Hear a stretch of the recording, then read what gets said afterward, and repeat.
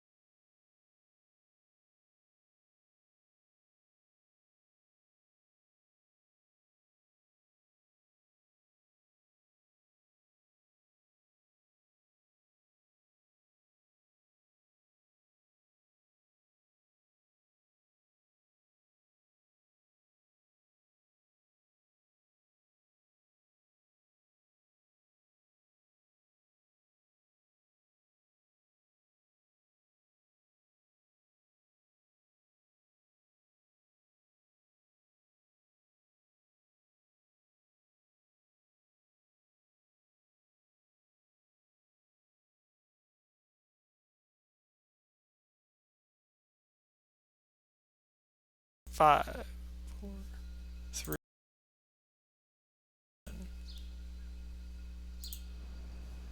Hello and welcome back to the Disc Golf Pro Tour Virtual Putting Invitational. I'm joined once again by your tour director and and CEO. I always want to say commissioner because I'm thinking of basketball, but your tour director and CEO, Jeff Spring. Jeff, how are you doing? Having a great night. It's a nice evening here in Vermont, Mo. I hope New York City has similar weather. Yeah, it's been absolutely beautiful here the last few days. Just been like, honestly, just such a like beautiful weather for running, beautiful weather to go out to the park and socially distance. So that's all been great. But yeah, guys, we're so stoked that you're here. If you haven't been with us the last few days, Jeff, let's go through some of the rules of this competition. So just look, Sounds yeah, great, just Mo. looking at it. Here we go. So here are the rules for the competition. Basically, it's 3 rounds made up of 2 stations in each round. Round one, each putt you make is worth 1 point.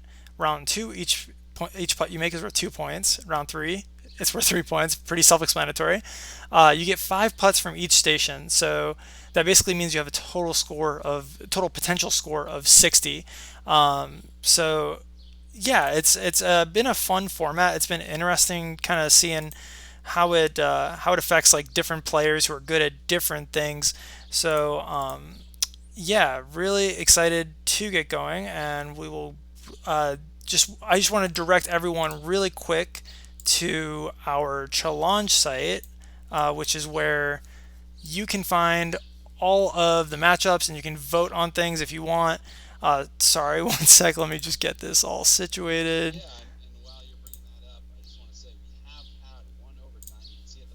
Bottom there, sudden death is from 45 feet, and we saw Sarah Hokum and Vanessa Van Dyken battle into a second overtime frame. It's kind of like PKs. Somebody goes first, and then if they miss and the other person makes, it's over. If they both tie, it keeps going. And here we are at the challenge site, and Mo is taking us through. You can vote on what you think is going to happen, and we see some of the votes up here.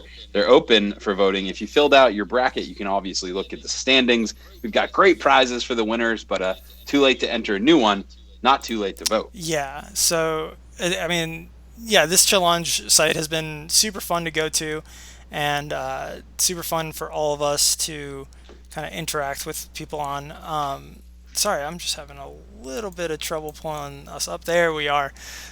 There we are. So yeah, really excited to have you guys with us. So Jeff, I just want to quickly get through to the schedule today, which is like just stock full of great action. At 7:30, you guys are going to be seeing Chris Dickerson taking on Chandler Frye. At 8 o'clock, we're going to be seeing Charlotte Towle take on Missy Gannon. 8:30, Elaine versus Christina Linthicum. And at 9 o'clock, this is going to be a barn burner. We got world putting champ Maddie Bell taking on Dan Hastings, who, I mean, really proved in the early rounds that he's going to be a force to be reckoned with. But yeah, let's go through these matches one by one, Jeff. Here, so the first one we got is Chris Dickerson taking on Chandler Frye. You can see their stats there up on your screen. Yeah, Jeff, what's your take on this matchup? The way these guys have been putting, this match could be the championship. Chandler, I've heard whispers of his putting prowess before now, but he's really proven it. And we know that Chris Dickerson is like one of the best gamers in the entire sport, meaning that when the chips are on the table, he's going to show up and he's going to put in his best effort. So I cannot wait for this matchup. It's quite the headliner, and we're kicking off with it. I mean, if you look at their stats, it looks like Chris has the advantage on circle 2. So we'll see how that, plays out. Will he have a lead going into circle 2? If he does, we expect him to win. If Chandler can get out to a lead early, he might be able to hang on. That's what the stats say, but we've also seen Chandler bang some late, long putts for wins already. Yeah, absolutely. I mean, Chris, I think this contest really is a measure of your Circle 2 ability. 4 of the stations are from Circle 2 and out, so 35-40, 45-50 are all Circle 2 putts. So it's no surprise that Chris is doing really well, considering he's the second best putter on tour from Circle 2. These stats are from 2019. We didn't really have a ton of stats from 2020 to work with, so these stats are all from 2019. So let's move on to our 8 o'clock matchup. It's our first FPO matchup of the night. That's Missy Gannon taking on Charlotte Towle. What can you tell us about these two players, especially Charlotte? I mean, I think she's kind of a lesser-known name on tour. Charlotte made it into the Tour Championship last year after getting a bulk of the events in, but before that, didn't really play out on tour. So, like you said, not very well known. She is very solid inside the circle, but no slouch outside. I think that both of their percentages are fairly equal. But with Missy's consistency inside the circle, if she gets in, we would expect her to get an early lead and then go ahead and finish it off. Missy Gannon being one of the best putters in the world. Charlotte looked so good in the first matchup that I'm going to call a very close match. Her form, her follow-through, she had a great setup, and that's half the battle, as we know, is being comfortable where you're setting up and making sure that this virtual challenge is taking away as many barriers to being focused on your putt as possible. So I'd say it's going to be very close. Yeah, and Missy Gannon, one of, several world putting champions in this bracket, but she is one of them. She was her 2019 world putting champion, so definitely has a reputation as a great putter on tour. Moving on to our second FPO matchup, we have the GOAT, Elaine, 5-time world champion, taking on Christina Linthicum, another kind of not as well-known name on tour, but she played really, really well in her Sweet 16 match. Yeah, she really did, and this is going to be the battle of like the lesser-known and super well-known. But I think that this has the potential to go either way. I think Christina has really shown up in Circle 2 and connected in a way that has let her move through her matches. And hey, I saw somebody commenting today saying we're left with a bunch of Cinderellas, and I don't see where they're coming from, because Missy's a world champ. We got Yeti still in it. He's a world champ. Matt Bell's a world champ. And of course we've got Elaine, one of the GOATs, as you say, just mowing lawns all day, and just, yeah. And we got a stacked field here. So even though, in terms of big names, Christina's not necessarily up there, I think she's making her name well known in this putting contest, and we're really seeing some of the best putters in the world step up and take the spotlight. Yeah, for sure. And going on to our headline match, I'm honestly so excited for this one. Maddie Bell taking on Dan Hastings. You can see Dan Hastings here didn't have enough stats, or didn't play enough disc golf pro tour events to qualify for a full stats rankings, but one of the dominant forces in the North Carolina Mecca down there, and he showed in his early matches against Cam Messerschmidt and his first round match against Thomas Gilbert that he's a force out there. Yeah, this is, if anybody's following this event, this is the match that they cannot wait for, because these guys have been putting up the highest numbers. Dan Hastings knocked out the number one putter stat-wise in the world last year, Cam Messerschmidt, at the buzzer, hitting 4 of 5 from 50 to move on. And it was just absolutely a stunning match that ended at 45-43. So, I mean, I would be shocked if these guys aren't at least in the mid-30s. And, you know, I would expect them to have a chance to get up into the 40s again. But, you know, two of the best putters in the world, obviously. If Dan's not known for it, you know, he will certainly be a little better known after this. And everybody who knows disc golf knows that Matt Bell is one of the best in the world putting. So. Yeah, and I think it was so fascinating that when Dan Hastings was playing Cam Messerschmidt, I think it was, in the round of 16, we had the people who had picked the bracket, and then we had the voting. And the people who picked the bracket, I think it was like 90, 85, 90% had picked Cam Messerschmidt. But then when you look at the voting, after people had seen Dan Hastings' first round, they were like, oh, this guy's for real. And the voting was like 50-50, even though Cam had all the like statistical advantages coming in. So yeah, just super, super interesting, all these matchups, and I just can't wait to watch them. But yeah, let's actually kick it to a commercial. But first, I just want to just quickly bump Ian Anderson will be joining us in the next block of the show. But before we get to Ian, I want to get to some trivia. Everyone's favorite you know, thing that we've been doing here on these live streams. I've been having a fun time like coming up with tricky ones to mess all you guys up. But a huge shout out to one of the fans. I'm sorry I don't know the name off the top of my head, but one of the fans put together stats for all of the VPI matches, which it was so cool to go through those. But one of the stats that this person kept track of was who was the fastest putter, like how fast people were putting. So the trivia question for you guys is, who is the fastest putter in the VPI during the round of 16? So during that round of 16 match, during that round of 16 like round of competition, who was putting the fastest? Like who had the fewest amount of time in between their putts? So we will get to that answer right after this short break.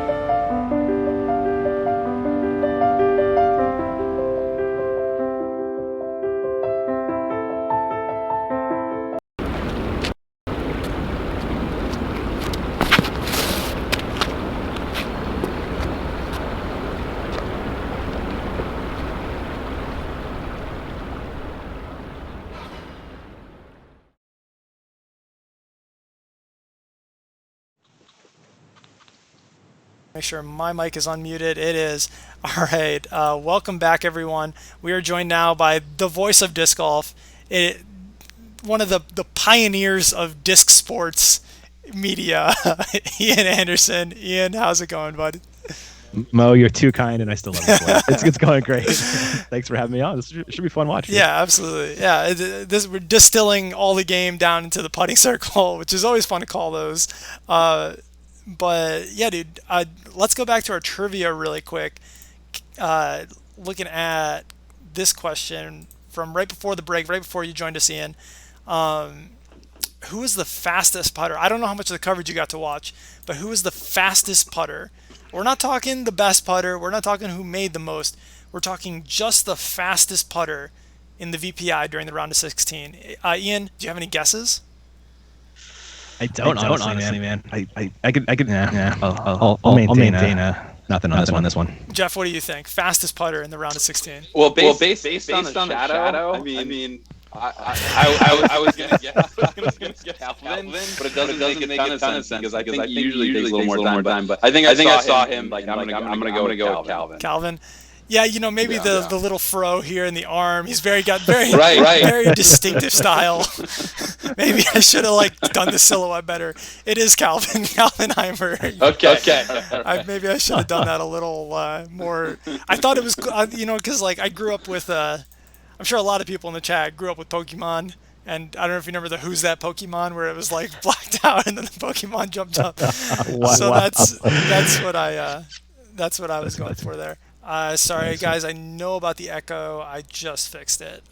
It's hard to keep track of sometimes with two audio sources coming in with Ian and Jeff, but it should be fixed now. And yeah, I wanted to get to something that Ian, I know you love fantasy football, and I wanted to get to something that kind of we can all talk about.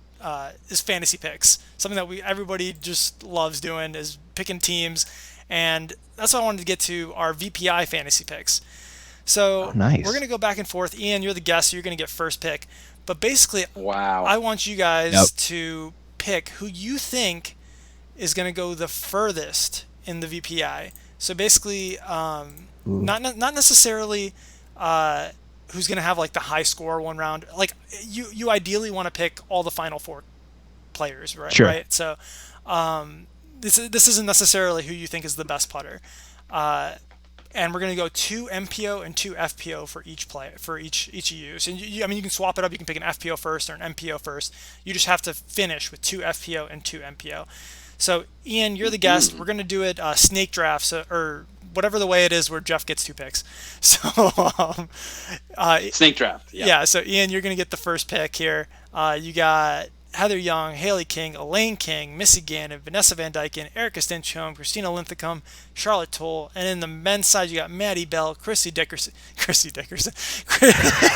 not good look. I love that Chrissy Dickerson. She's gonna kill it next year. Yeah. Chris Dickerson, Reed Friskura, Calvin Heimberg, Dan Hastings, Chandler Frye, Zach Melton, and Jay Yeti Redding. So with all that, Ian, who's your first pick in the VPI draft? I'm going to keep it West Coast. I'm going to go with Matt Bell, man. He's world putting champ, and when he gets hot, he is unbelievable. We filmed some rounds with him last year, Mo, where it was just ridiculous. Yeah, correct me if I'm wrong. I just remembered at Greater Hartford. Yes, he was just he won by he won by 5, but it felt like it was the biggest 5-stroke lead of all time because no one's going to catch you when you're making every single putt. Especially when you're you can't bogey because you make every 35-foot putt for par. But there you go. But yeah, Jeff, now I made you green for Vermont. I don't know if that was too obvious. I don't know. That's perfect. That's perfect, Mo. And I'm gonna go right to the top of the FPO and take Heather Young. I mean, her stats shocked me, and to see her back it up in the first round of the FPO bracket was absolutely impressive. So I'll take Heather Young. And she's actually a 1 seed. I just changed that. So. Yeah, she's a 1. Only one seed left. I think that's really interesting. Wow. I actually do think that's interesting. That's interesting. Yeah, that all our 1 seeds got knocked out except for Heather, especially on the men's side when we lost. Not lost, but Ricky, Paul. Maddie Dollar was a 1 seed. I'm trying to think who the other 1 seed was. I can't remember who the other 1 seed was, but we lost all our 1 seeds except for Heather. So Heather's hanging in tight there for all the 1 seeds out there. All right, Jeff, we're going to kick it back to you for your next pick. Man, I got to go. Man, if he has Matt Bell, that means I probably, you know what? I got to go Dan Hastings because they're playing tonight, and one of them's gonna go. Yep. So that's gonna be the upset pick for me of the night, even though I expect it to be 40-40 tie basically. So I like that one. All right, Ian. We are kicking it back to you. You got a bunch of options here. Maybe we might make this 5. This is so hard to do just 4 players. This is, man. But yeah, who you got? He's going against Chris Dickerson, who is ridiculous, but I gotta go with my boy Chandler Frye. The Chan man. Dude, dang. Yeah. I almost picked homie. Chandler instead. Yeah, it's very close. I like how so far we got this the West Coast, East Coast thing shaping up. I'm really enjoying that. We're all just gonna pick our friends. I feel like oh man. Well, I think Ian gets another pick here, right? Oh, right, Yeah, right. Oh, that's right. Ian I gets a do. twofer. I feel like Haley King is a great pick. She is very aggressive, which you're not penalized for in a putting competition. Exactly. I'm gonna swoop her up. All right, Haley King. Dude, I was about to pick her. That's a good. I'm doing well. I'm doing That's well. a good pick with the 5th pick in the draft. She's a 2 seed, which is like I feel like every person you talk to is like, like, what do you think about Haley King? What do you think her future is? And like without hesitation, everyone I talk to is like, oh, she's a future world champ. It's just a matter of like when and how many. So yeah, she's definitely solid on the greens, and also a really good friend of Cam Messerschmidt. And he was our overall #1 seed, insane putter. Probably taught her a thing or two on the putting greens. So Jeff, you get your next pick. Jeez, you guys. I'm going to have to go Calvin. I think I got to go Calvin. That's a good pick. He's got an incredibly easy matchup having to deal with Zach Melton. So I'm just giving Zach crap. Like, I think it's going to be a great matchup, but I do have a little bit of slant. I would say, in my opinion, that I think Calvin's probably gonna get it out. Get Zach taken care of. But yeah, sorry, Zach. My favorite thing so far has just been when Zach was like, it doesn't matter who's in front of me, I'm just gonna play as hard as I can so I get to play Calvin. That's all I care about. And then Calvin came right back and he was like, yeah, you couldn't have put me in an easier side of the bracket. Like, I'm just, because Macbeth got knocked out and now all I gotta do is take down a 7 seed, Zach. And like, I love those two guys. I'm so excited for their matchup tomorrow night. But yeah, Jeff, you get to round out your team here with another pick. Man, I gotta go with Missy Gannon. I think she's got a great chance. Like, her and Heather, between the two of them, one is gonna win this event on the FPO side. So I'm going with Missy. And that's good because it keeps. Well, no, it doesn't really because Calvin's in Florida. I don't count Florida as the East Coast, but you could have had an all East Coast team. We could just swap out Calvin for. I don't know. You don't count Florida on the East Coast. It's just like he's from Chicago. It's the South. It's all right. My geography's terrible, anyways. Let's go back to Ian. Ian, you need to pick an FPO player. You got some San Diego. You got two San Diego homies here. I know, man. I know. And then we got Erica, who was the best putter in the world during FPO Worlds this year, according to Mo Barani. Gosh, man, this is tough. I'm gonna homer it up and go VVD. Yeah, Morley local. Oh gosh, I didn't size this. I didn't size And this. she putted with the Central Coast putter last year. Man, you can't pick Vanessa because the graphic doesn't fit in the in the frame. One second. Vanessa is too awesome. Just scroll down. Maybe I can. Oh my god. Is that gonna fit? Yeah. Oh, it's perfect. We don't. Flawless. Vanessa Van. That's what her friends call her. Hold on, just VVD. Oh, yeah. There you go. All right. There you go. Well, VVD. There you go. All right, cool. I think a new nickname was just born. So I'm really excited to see how these teams perform, guys. If your bracket is totally busted, which let's be honest, it is, because you probably had Macbeth and Ricky, or you probably had like a bunch of people on the FPO side just get knocked out. Like, this could be a fun way for you to pick teams with your friends and hopefully, salvage that way. So let me get us back out to our 3-shot here by hiding this display capture. There we are. And now we're back. All right, guys, thank you so much for tuning in. We will be right back after another quick commercial break. And if you look in the top left corner, you can always check out how much time is left before our next match. So there's only about 3 minutes left. Get your popcorn, get all your snacks. I don't know what people eat these days. And we'll be right back after this short commercial break.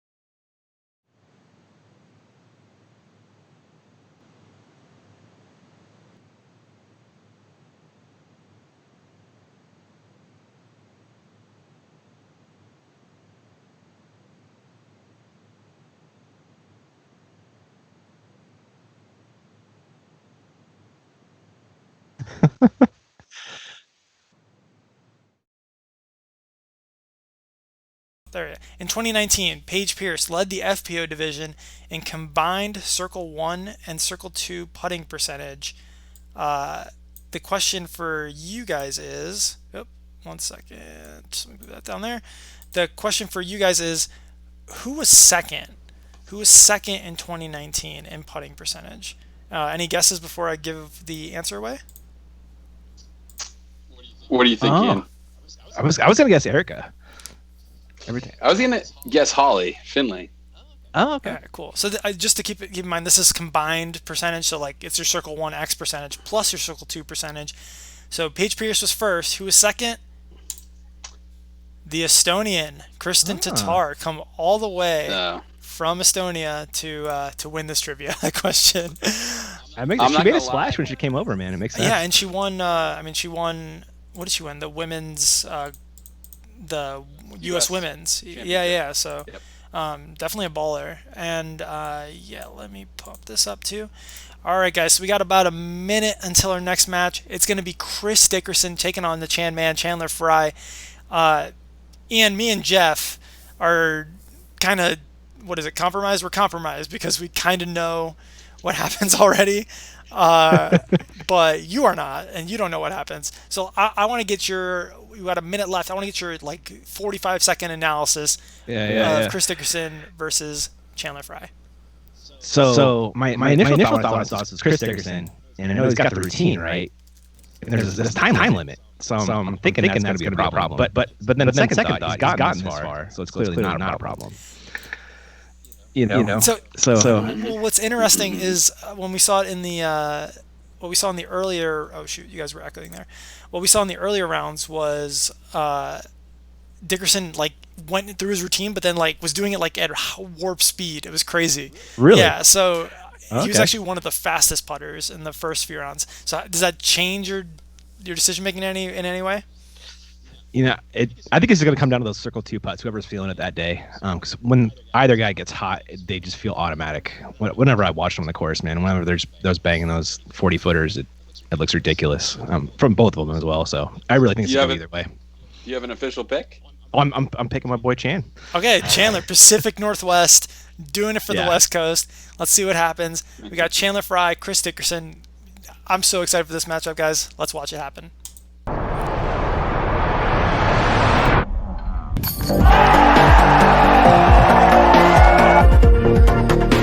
Lofting it up. Wow! About a 70-foot.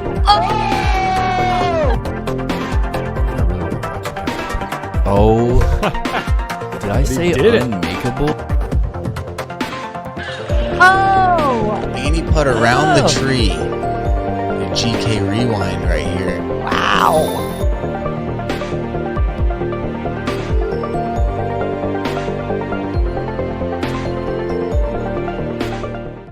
I'm Chris Dickerson.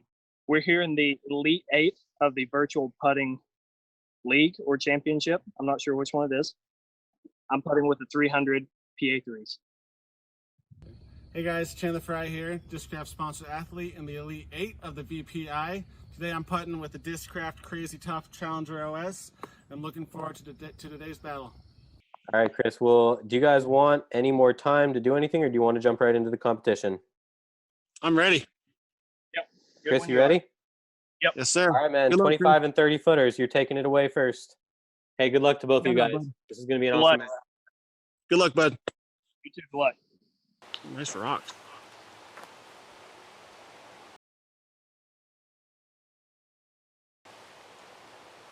Thinking about.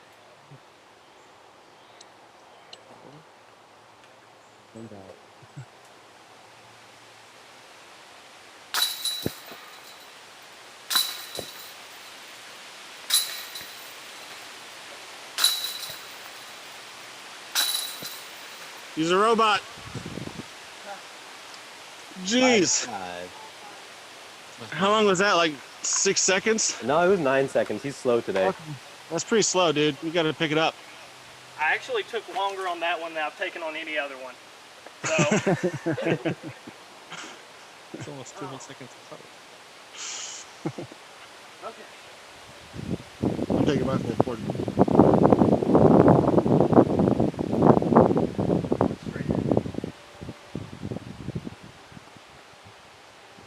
So, shot. I feel like you'd be a good basketball player for sure.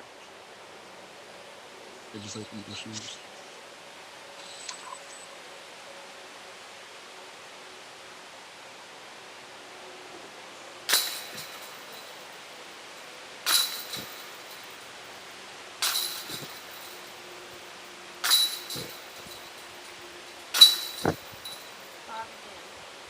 That's pretty good, Chris. Pretty good, but it took him 10 seconds to do it. Dang, slow poke. Hey, Chris, have you ever done like any 3-point contests? So I feel like you're right at the the speed of a 3-point contest. Oh yeah. Just grab and shoot, grab and shoot. All right, let's get it. All right, Chandler, 25 and 30 footers. You got 25 40 and 30. seconds on the clock for each station.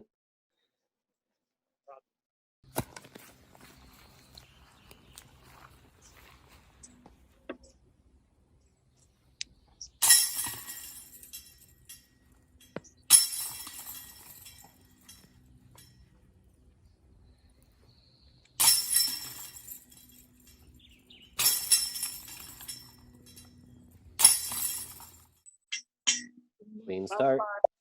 5 of them. Yep.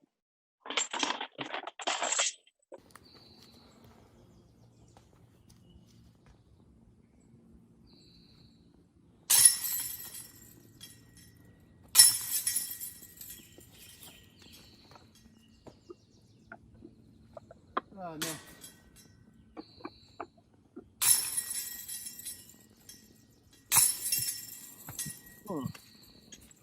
Three there.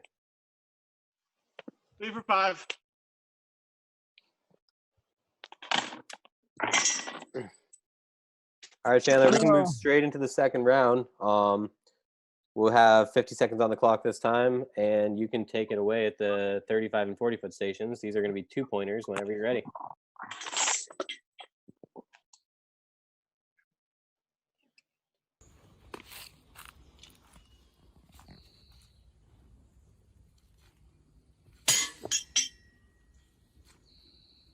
No. Slow down.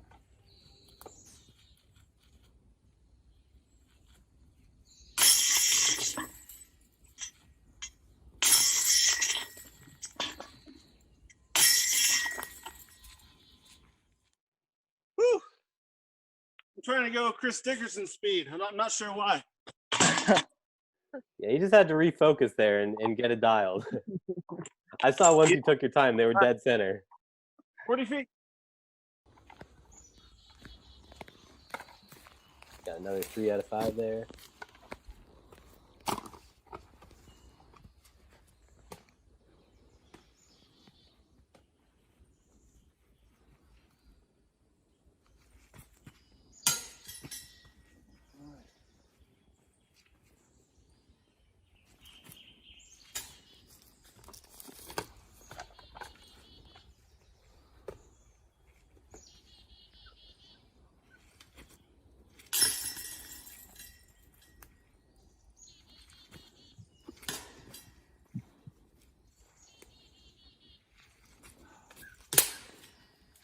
One. Ouch. 1 at 40. 1 out of 5. All right, 3 and then 1. Chris, the train is back. Are you serious? Yes. There's another train, so I'm just going to mute it, and we'll wait for it to go by if that's okay with you all. All right. I think it adds a little bit to the video. I like it. Yeah, you don't need to mute it. Is it super loud or is it No, okay? it's not loud. I'm just surprised that both times I've seen you putting in this location, a train has gone by while you're putting. It's very Tennessee. It is. I'm not sure why, but just hearing trains or something, I don't know. In the last match against who was it? Anton. It was like right in your backswing too. It went. I think it's He's not. not phased by it. I don't think it's a very long train because No, sounds like it's already over. Yeah. Yeah. That's Okay. also a Tennessee Maybe thing, not. knowing how long a train is by the sound of it.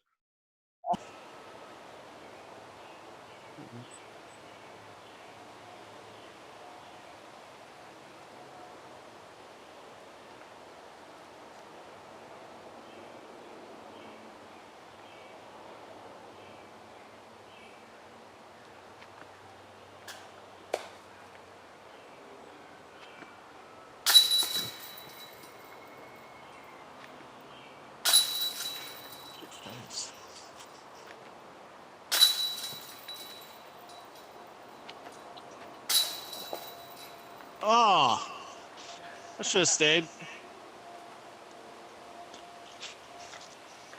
At 3, Brittany. Yes. I think I hear another train. I'm not even joking. Okay. Busy train yard. Okay. What's the course called? Warriors Pass. Ooh, that's Oh, a cool yeah. name. I saw someone call that out on YouTube. Yeah, it's the. It used to be the third oldest course in Tennessee. I think the second oldest course shut down, so I guess technically it's the second now. Nice. But it's a pretty old. 27-hole course, right? Yes. Yeah, cool. I'm gonna know what I have to do with this stuff. Warden Pass, aka train station. All right, 40 footers.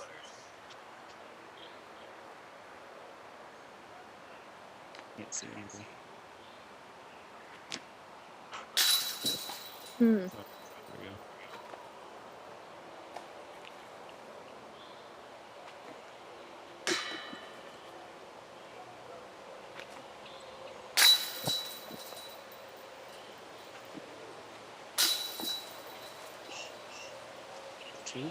That was 1. Not the distance today. It's not the distance today. Tough distance. I don't know. It's funny Just because being honestly, the around 40 footers is like one that out of the competition might be the strongest, Yeah. but it's just not the day today. It's like every day it could be a different station, but it's funny. Even my Yeah, stats, it's looking not at the this numbers high, and no. seeing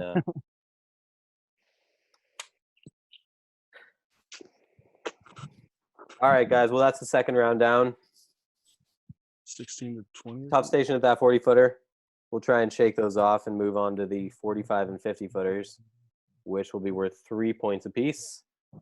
So, Chris, you're going to start us off on this third and final round. I'll have a minute on the clock for each one of these stations, and good luck to you guys. Do you want a score update? Yes, please. Okay, it's 18 to 16 right now with Chris in the lead. Okay. Let's go.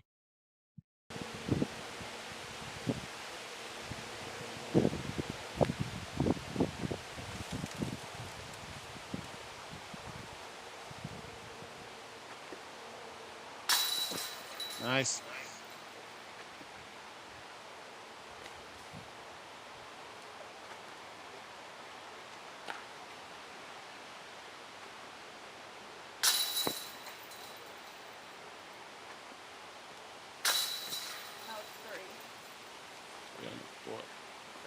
This wind wouldn't pick up. I know. It picked up right as you started. It's okay. Yeah, I saw those trees moving. Yeah. All right. Nice. At least it's not thunderstorming over there. Yep. Not yet. Not yet.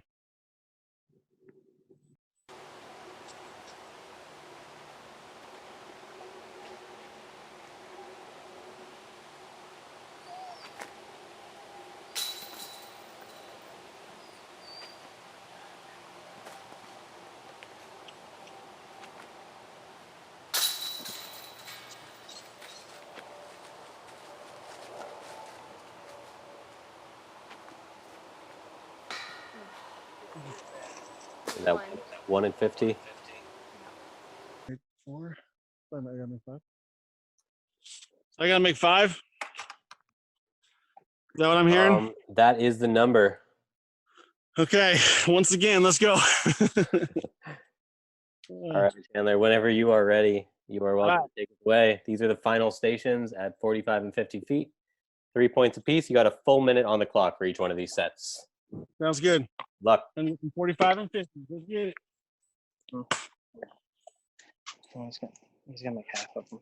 5 out of 10. Huh? Yeah, 5 out of 10. He's got to make. You're up to 30 points, Chris. Dang.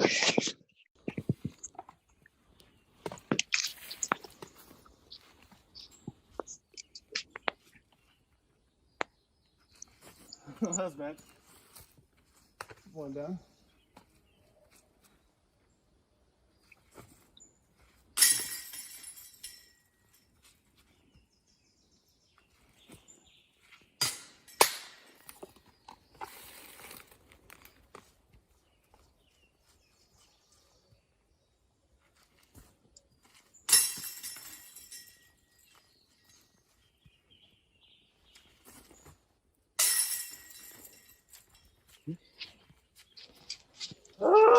There's 3. How hard does he work? Not sure. Comes down to the 50-footers once again. Probably wins by 1. I gotta make 2 50s, right? All right, 3 at 45 puts you up to 25. So, yeah, 3 at. Wait, hold on. 2. You got to make 2. All right. 2 at Press 50. up, yeah. 2. Pressing 2. Got it.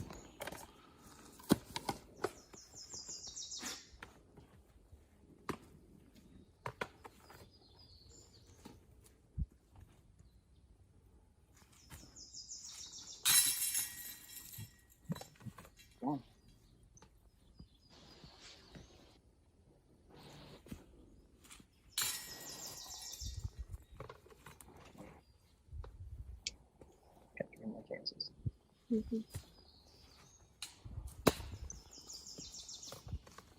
One more. Come on. Just gotta make 1. Yes. Well, shoot.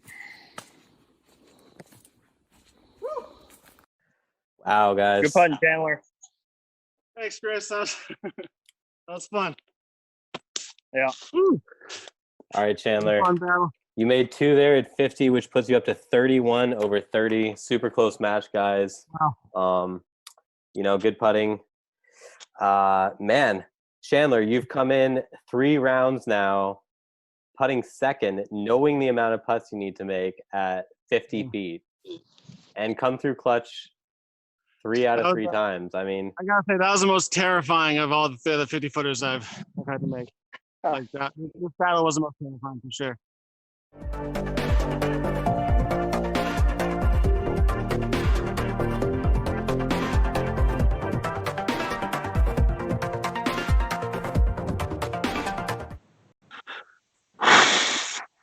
All right, we are back with our winner, Chandler Frye, man. What a performance, man. How was that? It felt good. Definitely the scariest match I've been in so far, but it's definitely nice knowing what I have to do going into the 3-pointers. Do you like going second, having that clutch moment on you? Yeah, I've gone every single match has been the exact same. I've gone second on the first station, first on the second station, and second on the third station. So it's nice. It's nice knowing what I got to do for sure. Yeah, and you had to make one of those last 2 putts, correct, to take it down? Yeah, I was pretty confident, but I don't know. I wasn't feeling great. Mosquitoes were getting to me a little bit, so I was. It felt good to hit that one of the last 2 for sure. Oh, where are you putting? Is that your backyard? No, it's actually Hanson Wetlands. It's like a little wetlands by this elementary school by my house that I felt would be a good place to putt, nice and pretty for the viewers. But I didn't expect this. It's wetlands, so it's very swampy. And apparently, all the mosquitoes in the Pacific Northwest just woke up that morning and just decided to watch. So it was fun. Nice. Well, that's good under mosquito pressure, man. Very well done there. I'm used to it being a Washingtonian. They're everywhere. So that they are. They're even down here in San Diego, man. Every morning I go out and swat them with a racket. But do you know who you got coming up? Do you have a pick for who you prefer to play in the next round? Either one. They're both fantastic putters. Like one's a world champion. Their life and Dan Hastings. So either one. I look forward to competing against either one for sure. Nice, man. How you been filling your time during the quarantine? So I've been doing a lot of field work, doing a lot of putting. I've gotten back into video games a little bit. It's nice to reconnect with a lot of my touring buddies through like Rocket League or Fortnite or something. Nice. So that's been fun. It's kind of childish, I'm almost 30 years old, but it's better than just talking to them on the phone. Yeah. So for everybody now. And also spent a lot of time with my family. My nephew. I got two nephews. I can't see one because we're isolated. But one's 9 months old and one's 9.5 months old. So it's been really fun hanging out with my my nephew Gus and just seeing him start to stand up, starting to wobble. It's been really fun. Cool. Are we going to see you in Portland? Yes, I'll be there. I will be there. I can't wait. I have a rough history of Blue Lake, the course there, but I'm looking forward to tackling it again and trying to get a good score. I think most people have a rough history at Blue Lake, Chandler. So hard. so hard, man. Yeah, I love it though. It's a great test of a golfer though. Yeah. So Chandler, you're continuing to bust up everybody's brackets. We had like 500 people fill it out for the bracket challenge, and we're hearing like people screaming in the chat saying like now the brackets are officially busted. You're a huge underdog, man. Like people, like I think only 6 people picked this matchup, and out of those 6 people, 0 people picked you. And then on top of that, in the voting, 75% picked Chris of this specific matchup. Are you relishing being the underdog or what? It's kind of cool. It's kind of cool being able to prove people wrong, but at the same sense, because like Ricky Wysocki, I got 5%, right? Yeah. And he's a 2-time world champion, and Chris Dickerson has won like literally half the tournaments he's entered, which is not wrong. Insane. And you can't do that unless you're an incredible putter. And I think neither of us really put up good scores today, but I think. I got somewhat lucky, because I was hoping to put up like a 40. That was my goal, and I didn't really get to it. So, well, what do you think like going into the last round, because you needed 5 of 10, right? You needed half. Is that something you're like that's doable, no problem, or are you like shaking your boots a little when that situation's up? I was kind of like, here we go again, but yeah, it was kind of nice. I definitely felt like I can do it. I was honestly after his 35 and 40 footers, I was kind of expecting to have to do more. So I think he was saying the wind picked up a little bit, might have gotten his head a little bit. So I think it was just everything fell into place, and I was kind of lucky to be able to, because I can probably hit 5 from 10 most of the time. But when you talk about 35 and 40, I'm probably missing 7 out of 10. So yeah, that seems like your weak spot. I think Mo had pulled up the voting for the next matchup. Does it surprise you that right now, like Dan Hastings is trending over Matt Bell? Like that kind of happened. Like he's an unknown kind of too, like you, but all of a sudden people are voting for him. Like it looks like 52% are picking Dan over Matt, and that seems wild. That's surprising. But I mean, a lot of these people don't know him until they didn't know him until this VPI, and he's the 2 scores he's put up. He's put up a 45 to be the best putter in the world last year, and then what was the first one? Oh, I think he was like 41. So yeah, he's putting up big numbers. Like anything in the 40s, it's just lights out. So I think people are seeing that. It's like, yeah. So he would have slayed me if I played him earlier in the tournament. But luckily I haven't yet. So, but if I have to play him, I'm looking forward to it, because like if you're playing with someone who's just smashing putts, I feel like unless you're kind of down on yourself, you're going to start smashing putts too. If there's a good vibe. So, have you played around with Dan before? I think I played a couple holes with him at D-Glow, I think, last year. I met him. The first time I ever met him was at D-Glow. Okay. And, I think he was hanging out with Austin Turner, and so I hooked up for a couple holes with him. But yeah, he's not just a good putter, let me tell you. That he can bomb. Like he's all good all-around putter and player. Has he been on video before? I can't remember seeing him before. I have no idea. I'd be surprised if he hasn't been on at least like a couple like local video production companies videos, but I don't think he's been on. I don't know. I have no idea. I'm excited to see this guy putt at some point. Yeah, he's awesome. Yeah. Cool. Yeah, for sure. So across the bracket, we've got, I think, Yeti going tomorrow. And who else do we have? We've got a couple other potentials. Zach Melton and I think Calvin are playing each other, and then Friskura, Yeti. Any thoughts on who you think is coming for you if you make it to the championship per se? You know what? I think a Chandler Yeti battle would be fantastic. That would be kind of cool. Just imagine marketing you guys can do with that.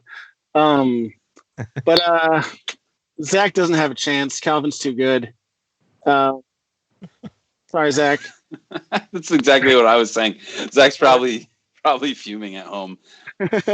I mean, he puts it out just as much as he gets it, so I mean, he deserves it. Right. I think I out of everybody, I like to battle for the championship. If I'm lucky enough to make it to it, would be Yeti, just because I have so much respect for that guy, and knowing that he's like a gamer, he's really good at putting championships. I think is he a USDGC putting champion 2-time maybe or something like that. I don't know. I think so. I think he's like a 6-time world champion or 5-time like world putting champion, and yeah, he's got some accolades. And he's really good at speed putting too, which can come in handy in an event like this. He's got that crazy form. Yeah, I just want to watch him play. So, and if I can battle with him, that'd be fun as well. So, will you help us preview our actual next match, which is an FPO match coming up? Absolutely, yeah. And I want to get Ian's opinion on this one too, because this one is like two really good putters. Obviously, a world putting champ in Missy Gannon, just kind of like Yeti, like we're talking about Matt Bell. She has an accolade, but Charlotte looked super sharp in the last one. Like, what do you know about these two FPO competitors, and do you have a pick? I watched Charlotte's match. Is it Charlotte Towle? I haven't met her yet, but I think that's. Yep. Yeah, I watched her last match, and she was good, and plus her venue was super nice. In San Diego, so it's got to be nice putting in that weather. What do you think, Ian? It's not bad. Did it this morning. Missy Gannon, I've played a little bit with her. I've seen her play. I've watched her play, and she is a monster on the green. So I think last week I picked Missy Gannon to win her matchup, and she came through. So I'm going to go again with Missy and hope for the best. Not just because she's on Team Discraft, like Zach seems to think I'm only picking Team Discraft people, but she's an insanely good player. So cool, awesome. Yeah. Well, we heard in the chat that you like there's some kind of avatar kicking around for you or something like that. Is that true? Is that you? Avatar? What? The Chanimal? Are you talking about that? Chanimal? Yeah. Like, no, that's not that. Not the case? What are you talking about? I'm not following. Is it your stamp? I think you're talking about your stamp, Chandler. Maybe that's the case. Sorry. Yeah, that's the Chanimal. Yeah. It's one of the better stamps on tour. Do you recommend? Maybe I have a chance to pick one of those up.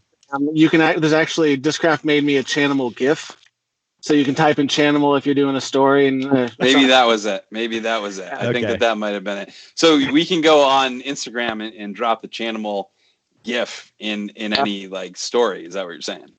Jesse Williams put some work into it at Discraft and helped. So I was pretty proud. Not many people have a GIF to their name, so I was pretty jazzed. Awesome. Well, we've got a full night of action. After this, we got one of the GOATs, Elaine Kang against Come. Any predictions on that before we let you go here, Chandler? Christina she's got an uphill battle because I think Chris Dickerson's like one of the most winningest disc golfers of all time, but I think Elaine King is the most winningest disc golfer of all time. I think you're right. She has an absurd amount of tournaments played and a lot of experience and a lot of wins. So not to hate on Christina, she's a fantastic player and a fantastic putter, but I'm going to say if she wants to win, she's got to be shooting lights out because Elaine's coming. So. That is a pretty good take, man. I filmed Elaine a couple times, and the only time I've seen her like miss putts is kind of late in the round when she's getting a little tired, but like early doesn't miss. So, and we've got an event like this, she's primed. Fantastic ambassador for the sport as well. She's all around a great person. She's so nice. Yeah. Can't say enough good things about her. Yeah. So you keeping your game sharp, Chandler? Like you getting out there now other than putting, and has this made your putting a little sharper? Practicing for this. So, yeah. It just feels good to get competition again. It's been like a lot of us players play for the competitive feeling.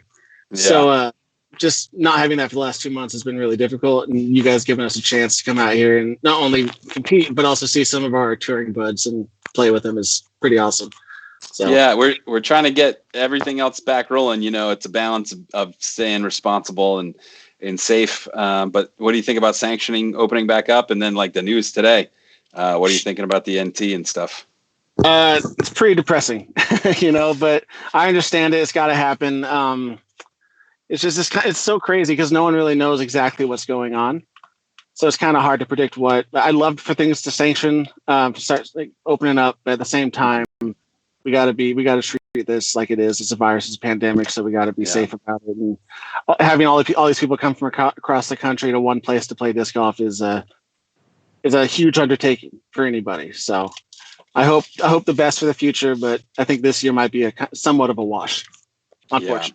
Yeah. It's a bummer. I was actually looking forward to watching some quality Central Coast disc golf FPO footage this year, and that would have been pretty cool. Ian, is that a bummer for you too, or what? Yeah, I was pretty devastated about that, losing the whole NT series, and not to mention I invested in a very nice camera right before the season started. Oh, no. So how nice? I mean, are we talking like 10 grand nice? Yeah. Oh, jeez. Yeah. Now you got it for next year. You're good to go. I still got it. So disc golf will be around next year, and hopefully we can, kick it back off where we started, where it was going to go this year. So. All right. Well, Chandler, thanks for joining us. We got this next match coming up pretty shortly. So I think we're going to let you go at this point in time. But hey, man, good luck. Final four, baby. Let's good luck. Go. You're going to be another huge underdog, right? Yes, sir. Yes, sir. I'm getting used to it at this point. So awesome. I appreciate you guys. Thanks for having me on. All right. Good stuff. Thanks, Jan. See you. Good to see you, man. Good to see you too, Ian. Chandler's just the best. What a fun dude to talk to. I was just listening in, and I was really enjoying listening to you guys talk. Yeah, dude. Just I got to watch him at Canadian Nats, right? And was he on the card that we filmed? I can't even remember. But I just remember he was there, and I got to watch him, and he's got such that effortless Swedish kind of Feldbergian form. Yeah, he does, doesn't he? Yeah, so it's super fun to watch him play. But yeah, guys, our next matchup's coming up. It is 1 second, Charlotte Towle versus Missy Gannon. Pride of New York taking on the Pride of San Diego. Ian. Oh man. I'm gonna stick with. I'm gonna let you guys take us in. Yeah, I mean, Missy Gannon gets to play Warwick, so she just automatically has an edge there because she gets to play the best course in the world on the reg. But Morley is so short, you're putting on every hole. That's a good point. So you get really good at putting. That's a really good point. That's a really good point. I guess we'll find out what happens right now. Charlotte Towle, Missy Gannon. Enjoy, guys. Oh, that was...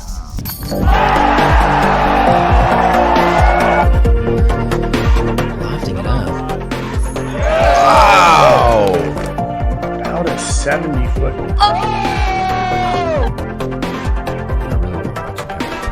Oh, did I say unmakeable? Oh! Annie put around the tree. The GK rewind right here. Wow!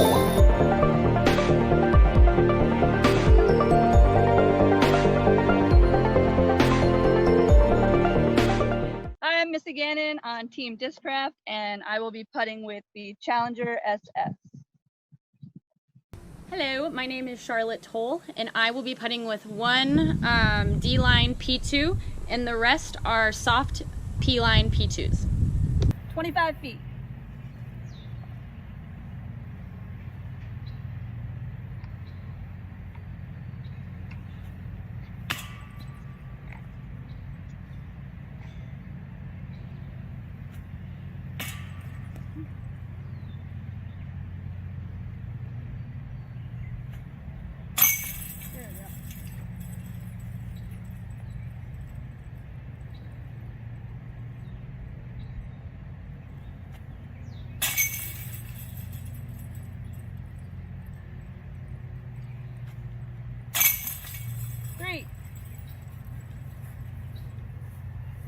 All right. All set for 30? Ready when you are. All right, 30 feet.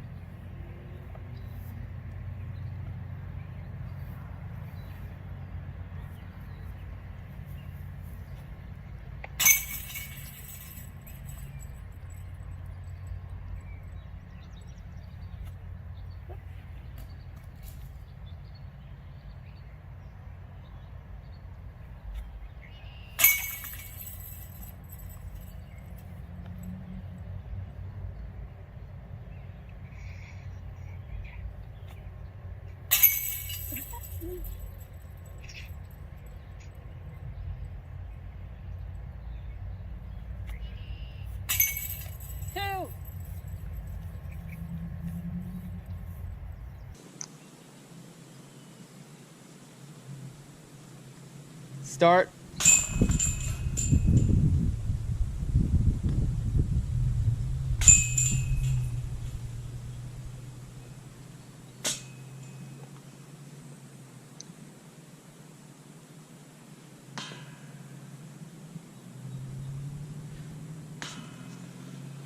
All right.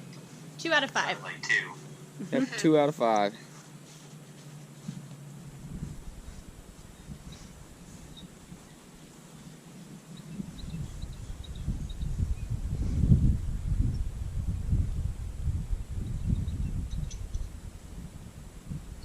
Start time.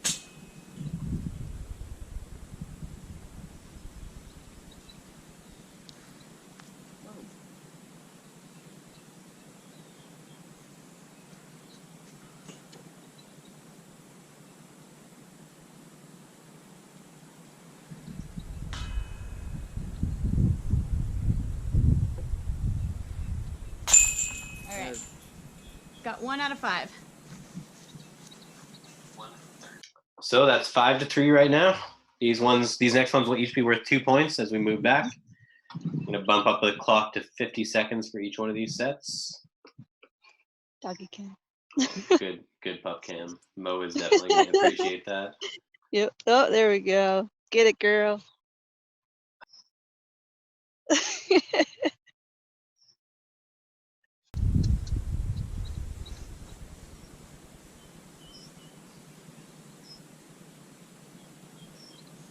Start time.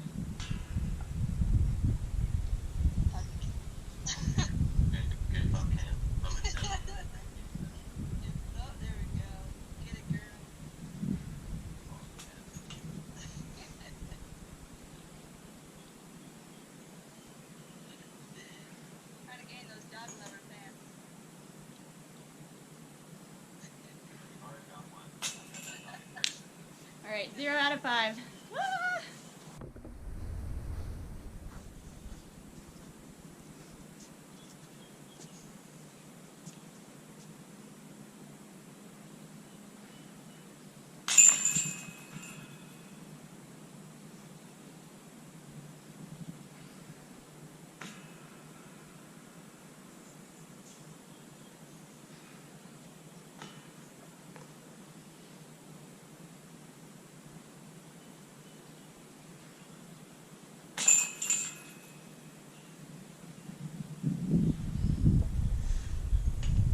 All right. 2 out of 5.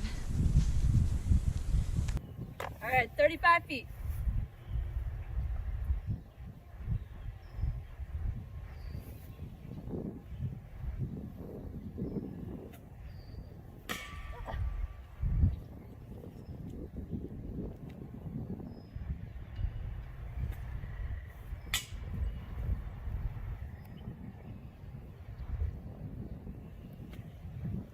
Oh.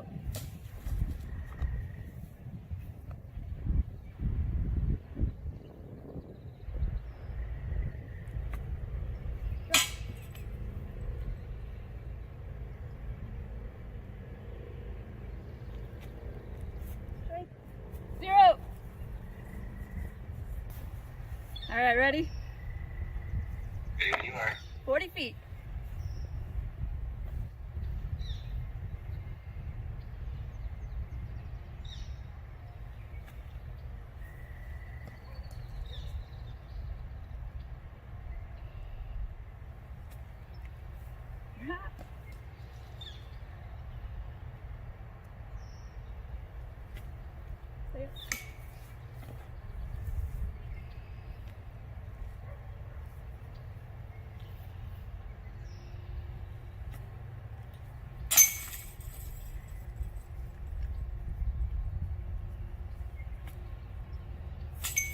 One. 45.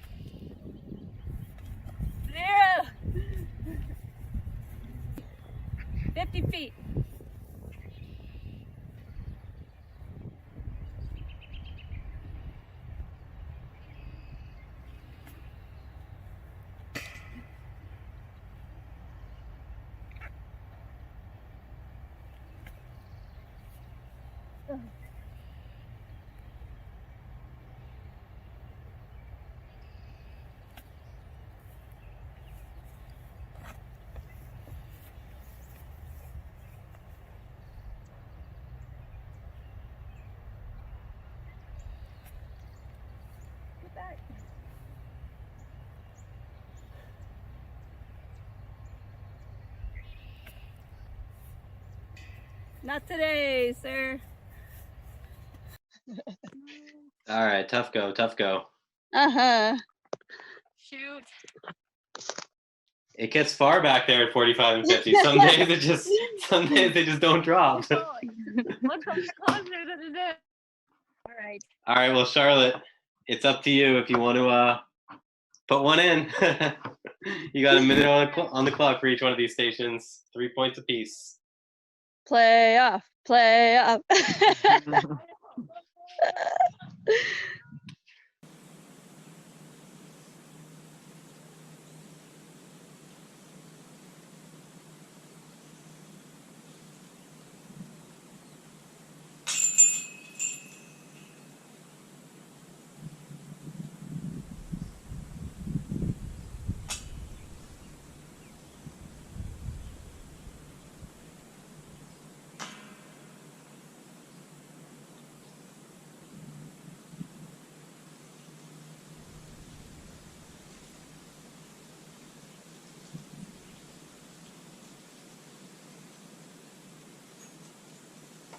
Okay, 0 out of 5.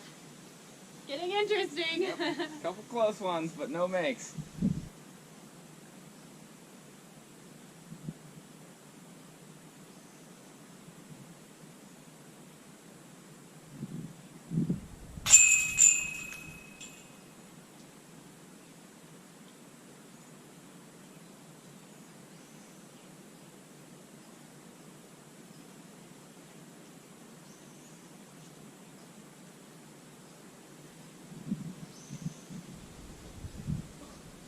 Rip luck that guy.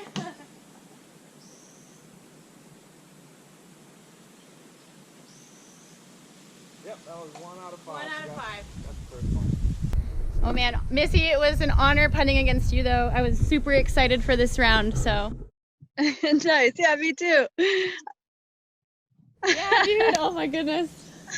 It's all right. You know, yeah. We got a low scoring match, but Where are you whatever. playing next? It is what it is.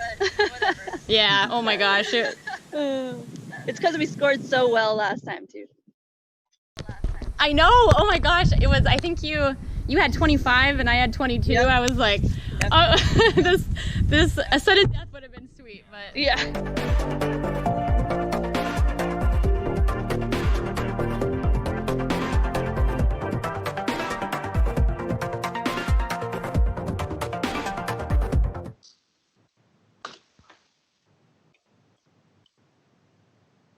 All right, we got our second winner on Charlotte. Well done, lady.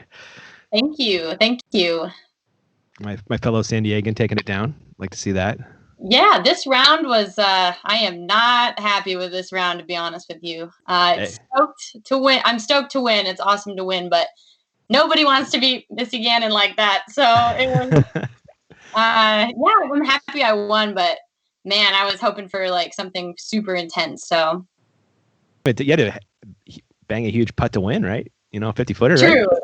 Yeah, but I also had some time to set it up. There was no that first putt, you don't have time restriction. So I was like, I don't know. It was, I wouldn't say lucky, but I was definitely hoping to have like a really close battle with Missy. But ultimately I'm happy to win. So it was cool. Nice. So where'd you go play today? Oh, no, sorry, you did in your next round in this one. Sorry, excuse me. Have you been playing yet? What'd you say? Have you been playing disc lately? Just a little bit. The courses in San Diego were closed for a really long time, and I'm still kind of I'm not super comfortable playing because there's a lot of people. But yeah. Kit Carson is the only one that I've been going to, I guess. So yeah, I haven't been playing as much as I'd like. It's just a little crowded at the courses, so hopefully they'll open up here soon, but we'll see. Gotcha. Morley's been doing tee times for that course. It's been working really well. Yeah, I actually really like it that way. I have not had the opportunity to play, but I love that there are tee times. I know that you're a big fan of that course. It's like your home away from home, that It course. is. Have a good time there. Do you live North County then, or where do you Yeah, live? I'm more North County. Go North team. Sorry, South team. But so I love Brangle Terrace. That is my favorite course here in San Diego besides Goat.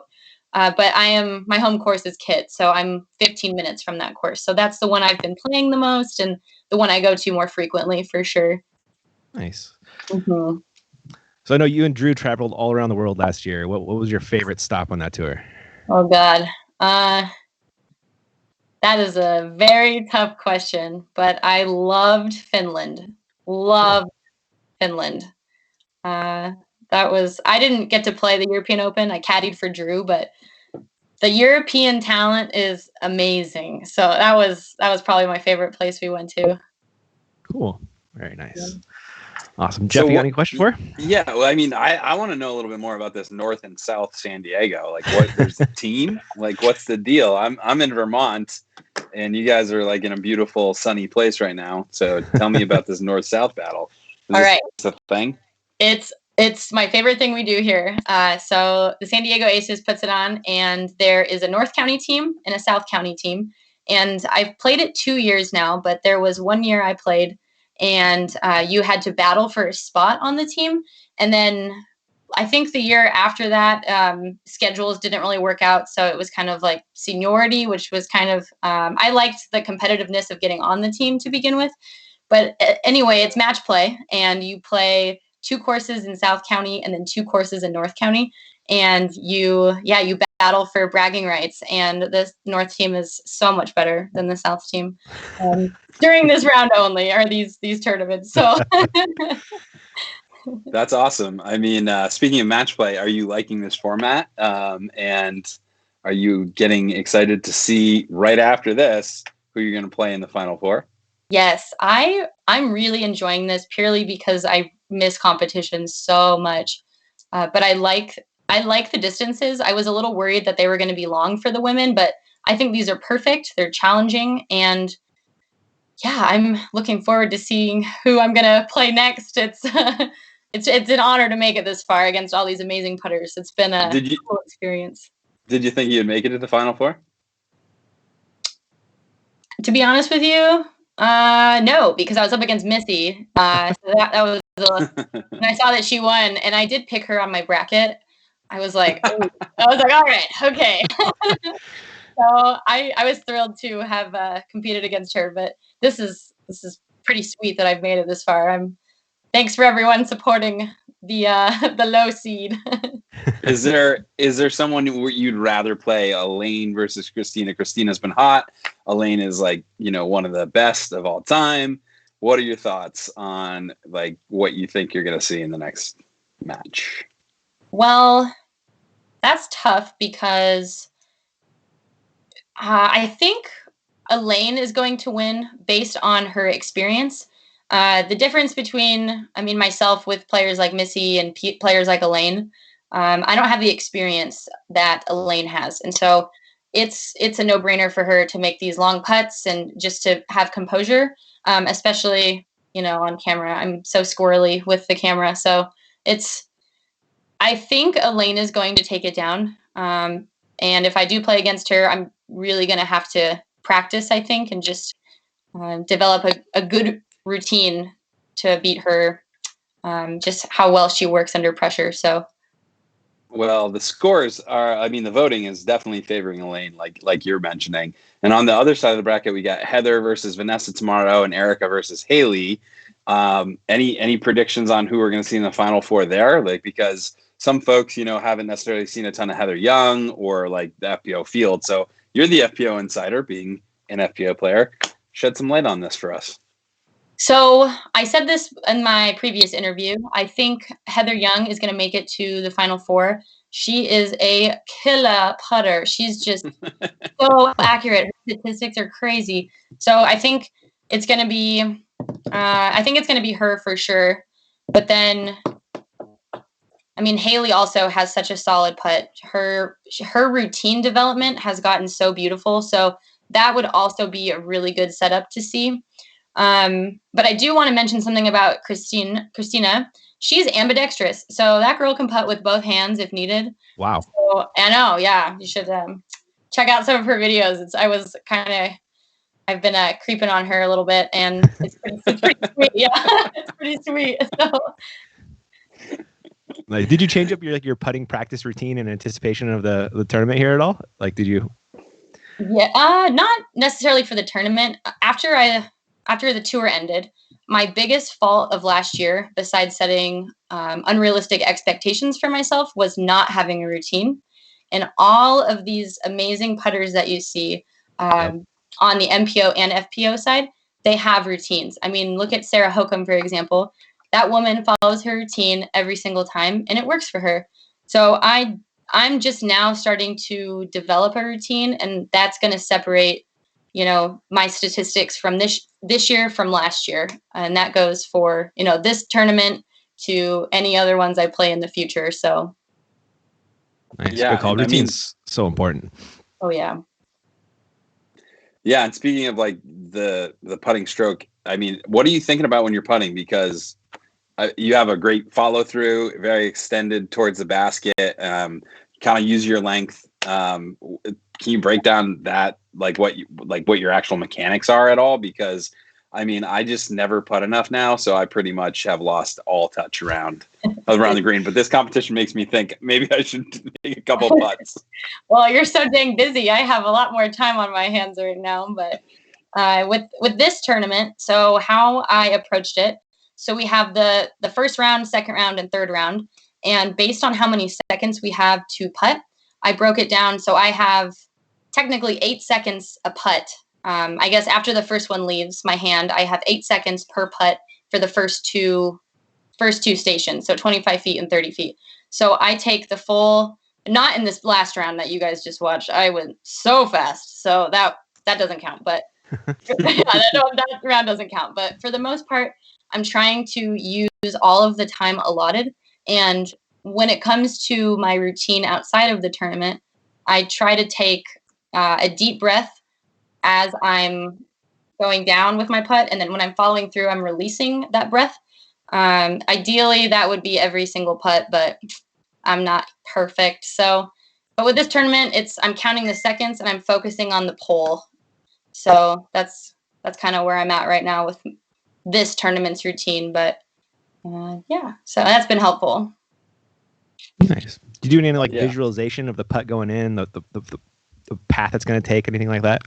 Yes, I did a lot of what Michael Phelps used to do back in his Olympic days. I would have positive visualization, and then I'd also visualize the worst case scenario. Huh. So I'm like, this could be grip locked to the right, or I'm standing in my own way. And for the most part, that works. Having positive and negative thinking with everything you're doing, but the visualization of counting down and breaking down each second in your routine was super helpful. And I did that way more in my first round. This second round, I was really nervous against Missy. So I just went, my routine was just way too fast. So.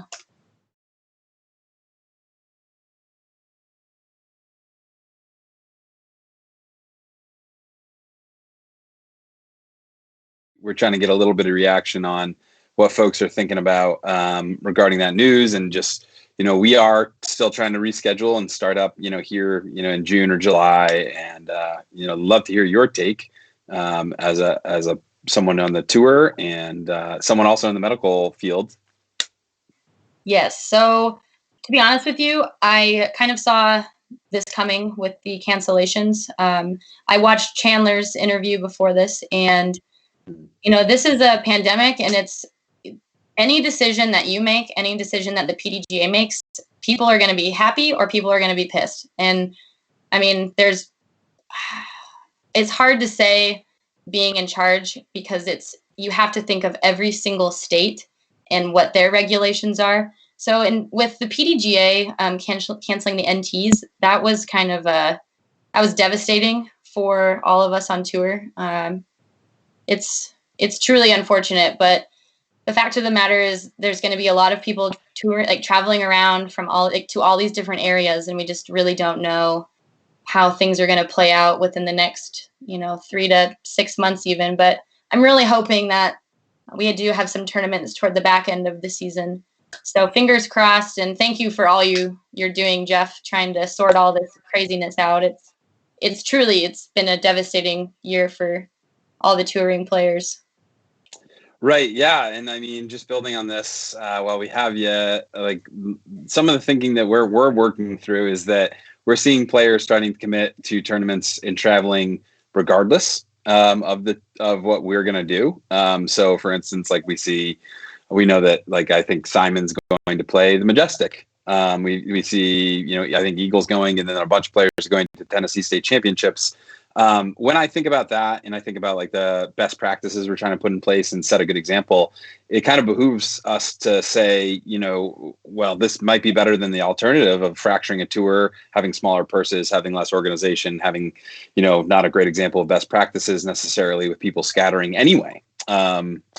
Is that something that, am I on the right track there in your opinion, or is that not like necessarily your perspective on it in terms of people going to different events and scattering across different tournaments?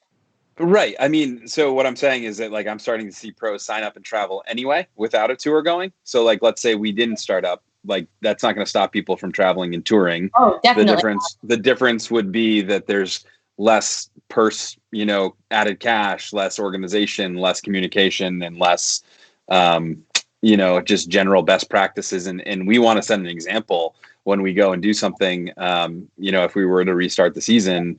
So like that kind of behooves me and our team in thinking like, maybe this is the best way to go in terms of, if we don't do it, it's going to happen anyway. Right. Yes, exactly. And I mean, as a player, I do want to compete as well. So I'm going to, weigh my options and just kind of see how comfortable I'm feeling and see how comfortable, things are. But ultimately there are people that are going to go play tournaments, and I don't really, it's for me personally, it's a tough situation, but it's, I don't know.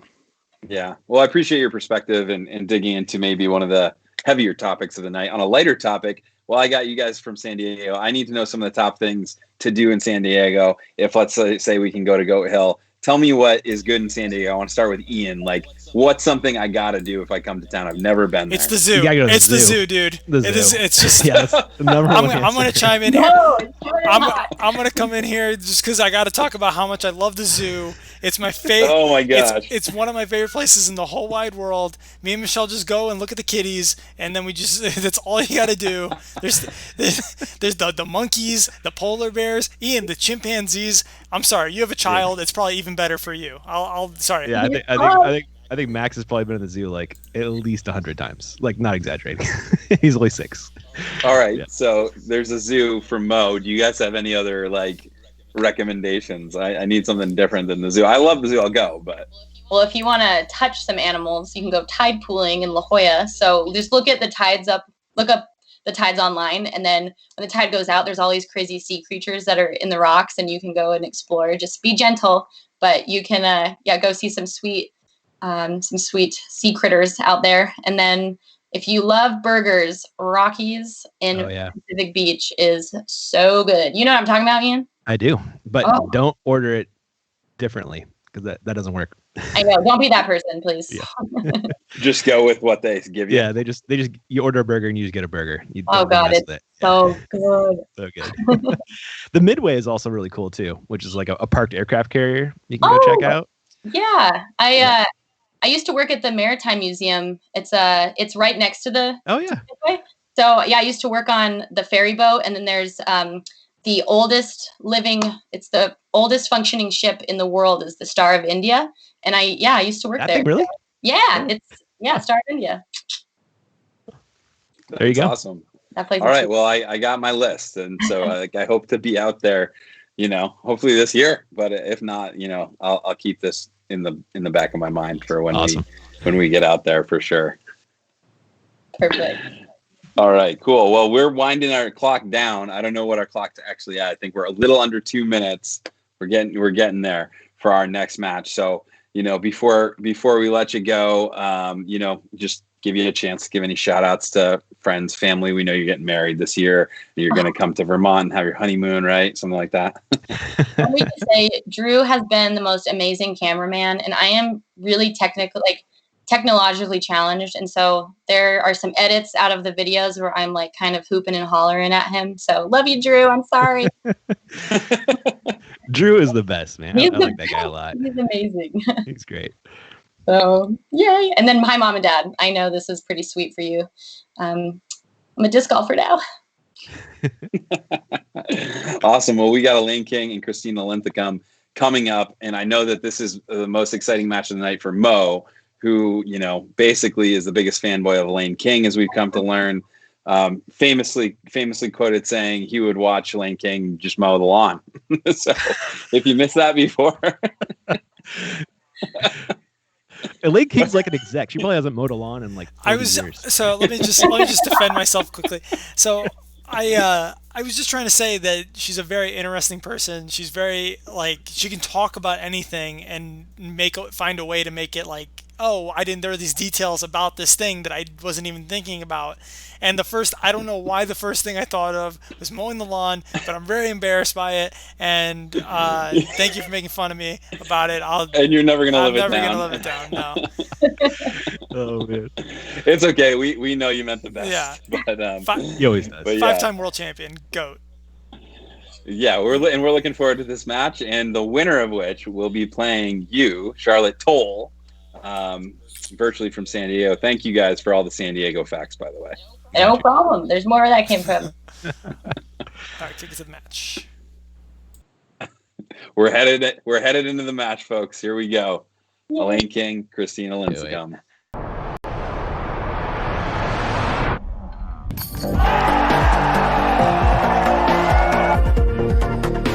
Lofting it up. Wow. About a 70-foot.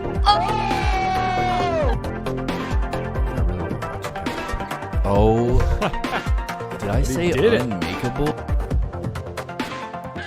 Oh! Annie put around the tree. A GK rewind right here. Wow.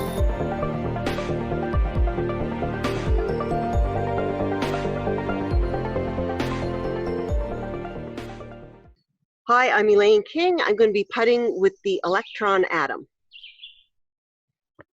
My turn. I'm Christina Linthicum. I'm going to be putting with the Jawbreaker Focus. All right, thanks. So whenever you're ready, Elaine, I have 40 seconds on the clock, and at your leisure, you can start us off at the 25 and 30-foot stations. Good luck. Okay. At least for this day. Thank you. Hey, high five. High five. Good luck. Oh, 3 high fives. Okay, I'm going to be putting from 25 feet.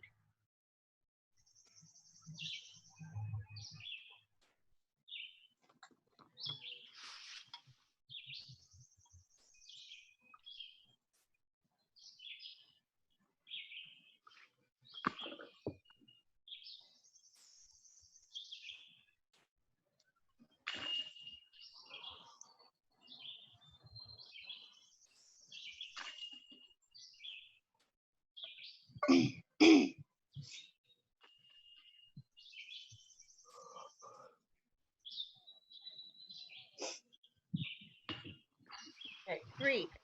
I'll be putting from 30 feet.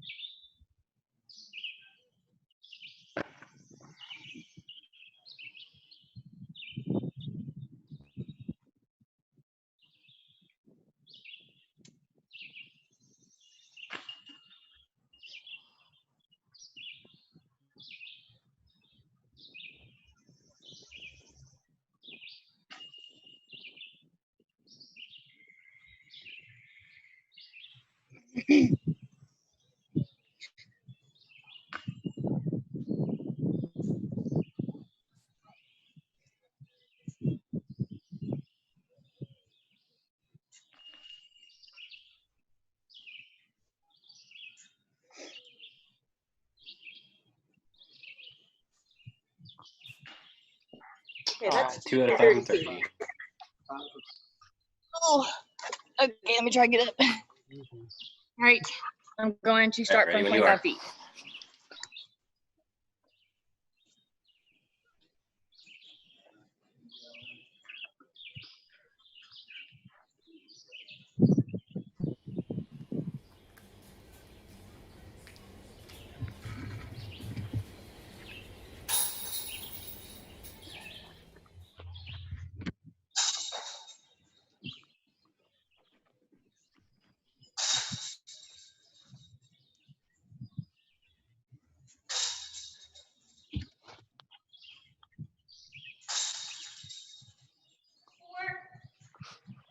All right, 425.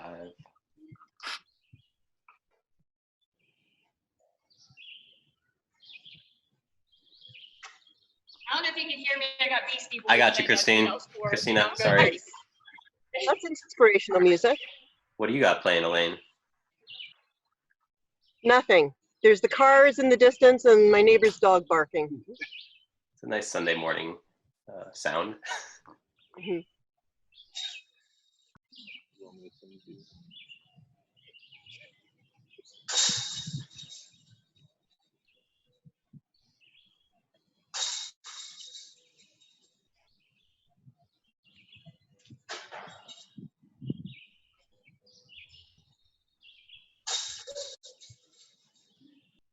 Nice Yeah, putting. nice start, Christina. huh? So you'll be Thank taking you. us away at the 35 and 40 foot stations now. I'll have 50 seconds on the clock for each one of these, and they'll be worth 2 points. So go ahead. All right, thank you. 35 feet.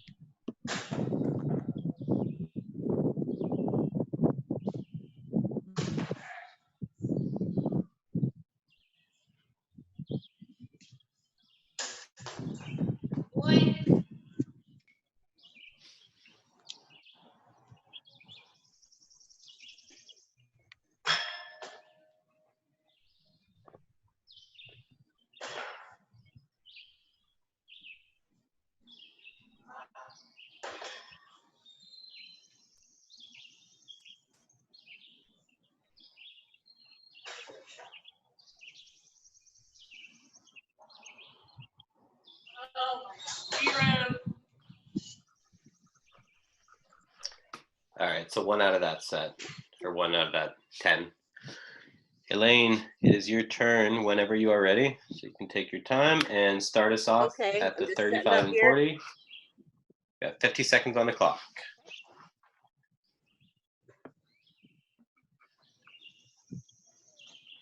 Okay, I'm going to be setting for 35. Can you see the basket? Okay. Damn, it started off so well, too.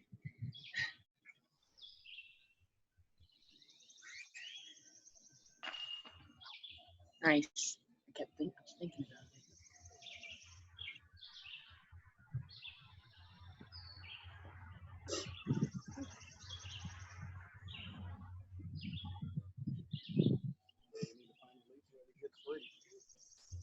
Oh well, they're about to find out.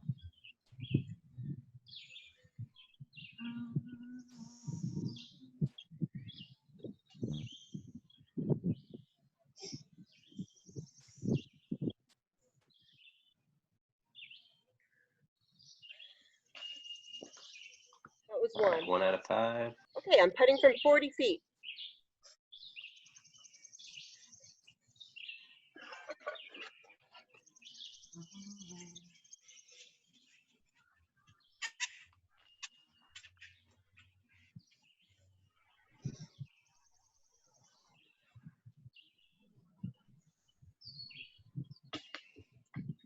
Oh. I had a few hit like all over the basket. Nice.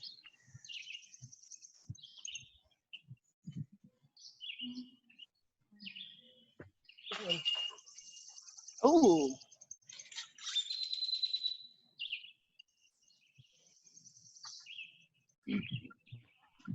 All right, so Elaine will lead us into the final round whenever she's ready.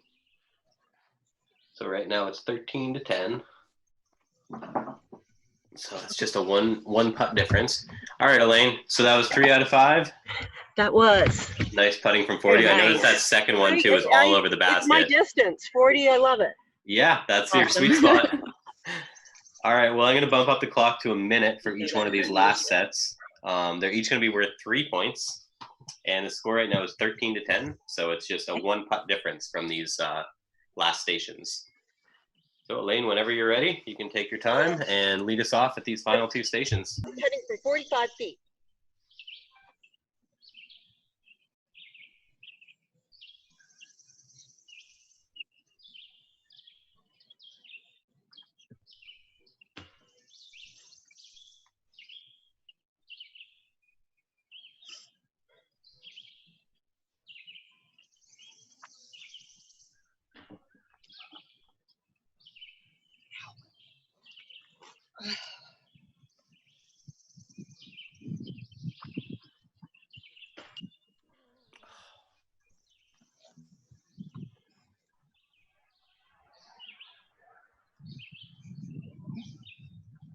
Let's see.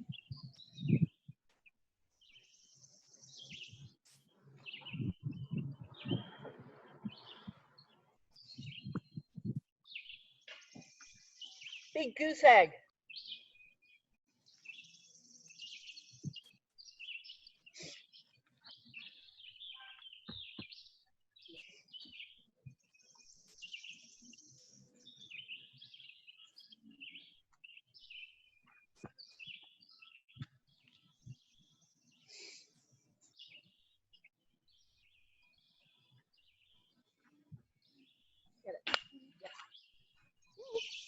Did that bounce out? No, that went in. Oh, okay. I couldn't see. Nice. Yeah, I purposely put it in the shadow there just to kind of make it all really mysterious. Shady. By the way, I can't see anything you're doing, Christina.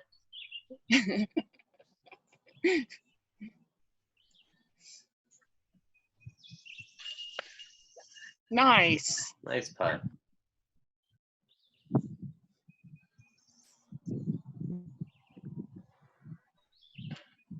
Oh, that went out. All right, well, nice finish from 50 feet. That's 2 out of 5, right? Great job. Christina, you can take us to the finish line here with the 45 and 50 footers. I got a minute on the clock for each one of these sets, and they're going to be 3-pointers. All right. I'm going to do 45.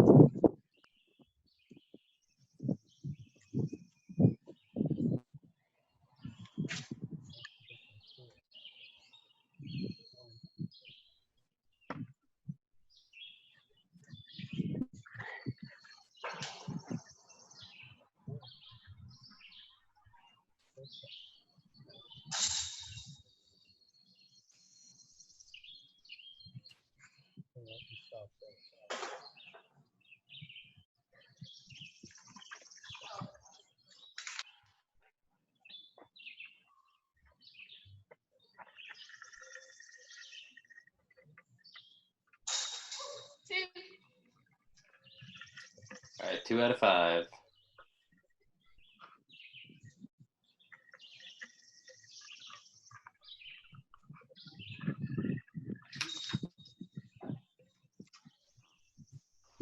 It's coming down to the wire here.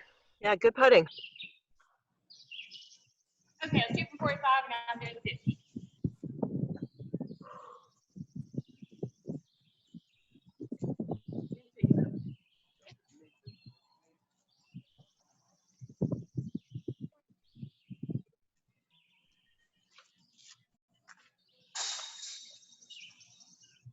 Sorry. Yeah, don't feel like you have to get any more.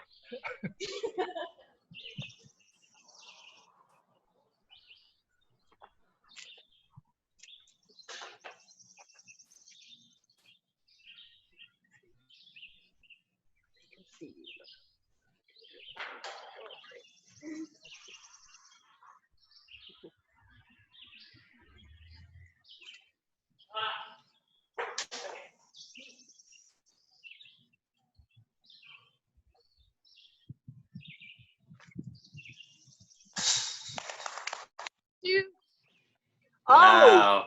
On the last putt. Oh, On the really had last to put that last putt. one in. I'm so sorry. I had to. I didn't want Scotty to be mad at me. Got it. I've got it. Wow. Nice putting, Christina. That was really well done. Yeah, well done. Congratulations. Thank you. Down to the very last putt. That's what we like to see. And- It gets exciting for the fans, you know. That was exciting. That was fun. Thank Yeah, I you. hope you enjoyed it, fans. I didn't. Well, Elaine, even though you don't enjoy doing this, we really appreciate you doing it with us because we're having a lot of fun. And Well, thanks very much. Wish I could have kept alive to the next round, but it was really fun.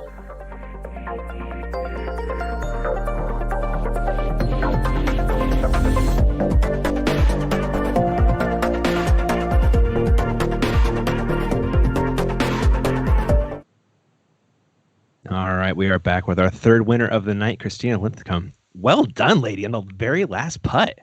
Clutching up. How are you feeling going to that last round there? Down? Are you down or tied? Oh, I was very down. You were very going down, into the right? last two stations, I was at 10 and she had 19. So I was feeling pretty discouraged, but also I think it kind of takes some of the pressure off, I guess, like in a way. But I mean, it was just my goal anyways, just to like not embarrass myself basically. So You've exceeded those goals nicely. so far. What I thought was, talked about this a little bit earlier, but was really smart is where you set up your basket. You know, not out in the open, not playing with the elements there. Talk about that. I mean, there was still some wind coming through. I mean, you can't really see it. Didn't affect my putt at all. Don't get me wrong, but I mean, where I'm from, I'm on the coast and in Texas, and it's like the wind gets really bad and the gusts get really bad. And if it was always the same direction, I could maybe adjust for it, but it always seems to swirl. And so it's like you'll play for a tailwind and throw it higher, and all of a sudden the wind gusts up and throws it over the basket and stuff. So I just didn't want to deal with all that. And I was also supposed to be thunderstorming. Oh. The weather prediction had on the hourly like thunderstorms, like basically every other hour that day. So I was trying to schedule it early enough, but they're always wrong. Like it's completely unpredictable. So we needed somewhere that was covered too in case it rained. So how far are you from the coast? I think like about 20 minutes. Oh, okay, so right there. I'm not like right on it, but enough to get the humidity and the wind. Gotcha. You say played like 30 tournaments last year? We were talking about that. Yeah.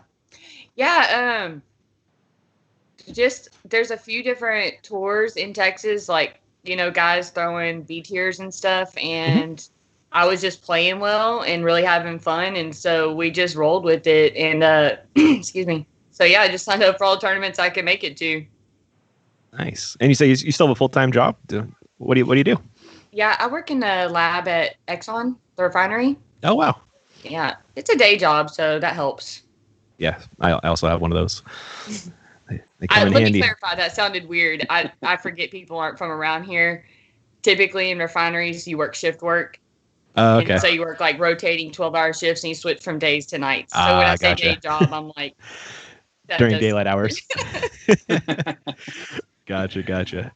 Well, you took down Elaine King, who is a legend, and you did it in dramatic fashion. I mean, you were also the underdog, right? So take us through, you know, are you a DG like fan, like a nerd? Do you know Elaine, like, and look up to her at all?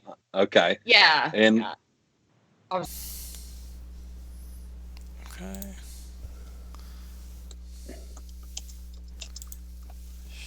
What's happening? Hey, sorry about that. I don't know how my internet crashed when I'm on the Ethernet cord, but Addy. all right, I think we're actually we are back. Yeah, we're back Are we? live. All right. I only All right, see you, cool. though. Are we all here? Okay. I think There we you are. are. You're all back. The You're family's all back back together again. The gang is back. Sorry. Oh, the gang is Sorry all about that, here. everyone. I don't know how my internet crashed when I'm using an Ethernet cord, but that's for. What's an Ethernet cord? That's what I'm saying. It's from it's basically Y2K20 stuff, you know. Am I on two different calls? No, I think you're good. Oh, wait, hold on. Yeah, we're looking good, but we still have a couple minutes with you. So, Yes. you know, Are we live right now? We are. Yeah, we're Crap. back up. Hold on. I'm technologically. Oh wait. Oh my gosh, that's embarrassing. Okay. No, you're good. Elaine actually So- had to also help me learn how to figure out my Zoom call stuff. So, and I got called a millennial. You're killing it. But I'm barely a millennial, only by 1 year. So I'm right with you. We're all the same age. Are we all like? I don't know. I'm 38. What are you guys at? 83. We just say it. Well, I'm not 83 years old. I was born in 83. 81. Oh, over you're here. born in 83. I was born in 85. So we're all like right there. Yeah. We're all right around it. But so I wanted to get to your next match a little bit. We don't know who's going to win. We're going to see it tomorrow. Or no, we do know who's going to win. Who won? Well, and you you're know gonna who play, I'm playing right? against. Yeah, we do. We do know. Yeah, we do. So we just watched it. It's Charlotte.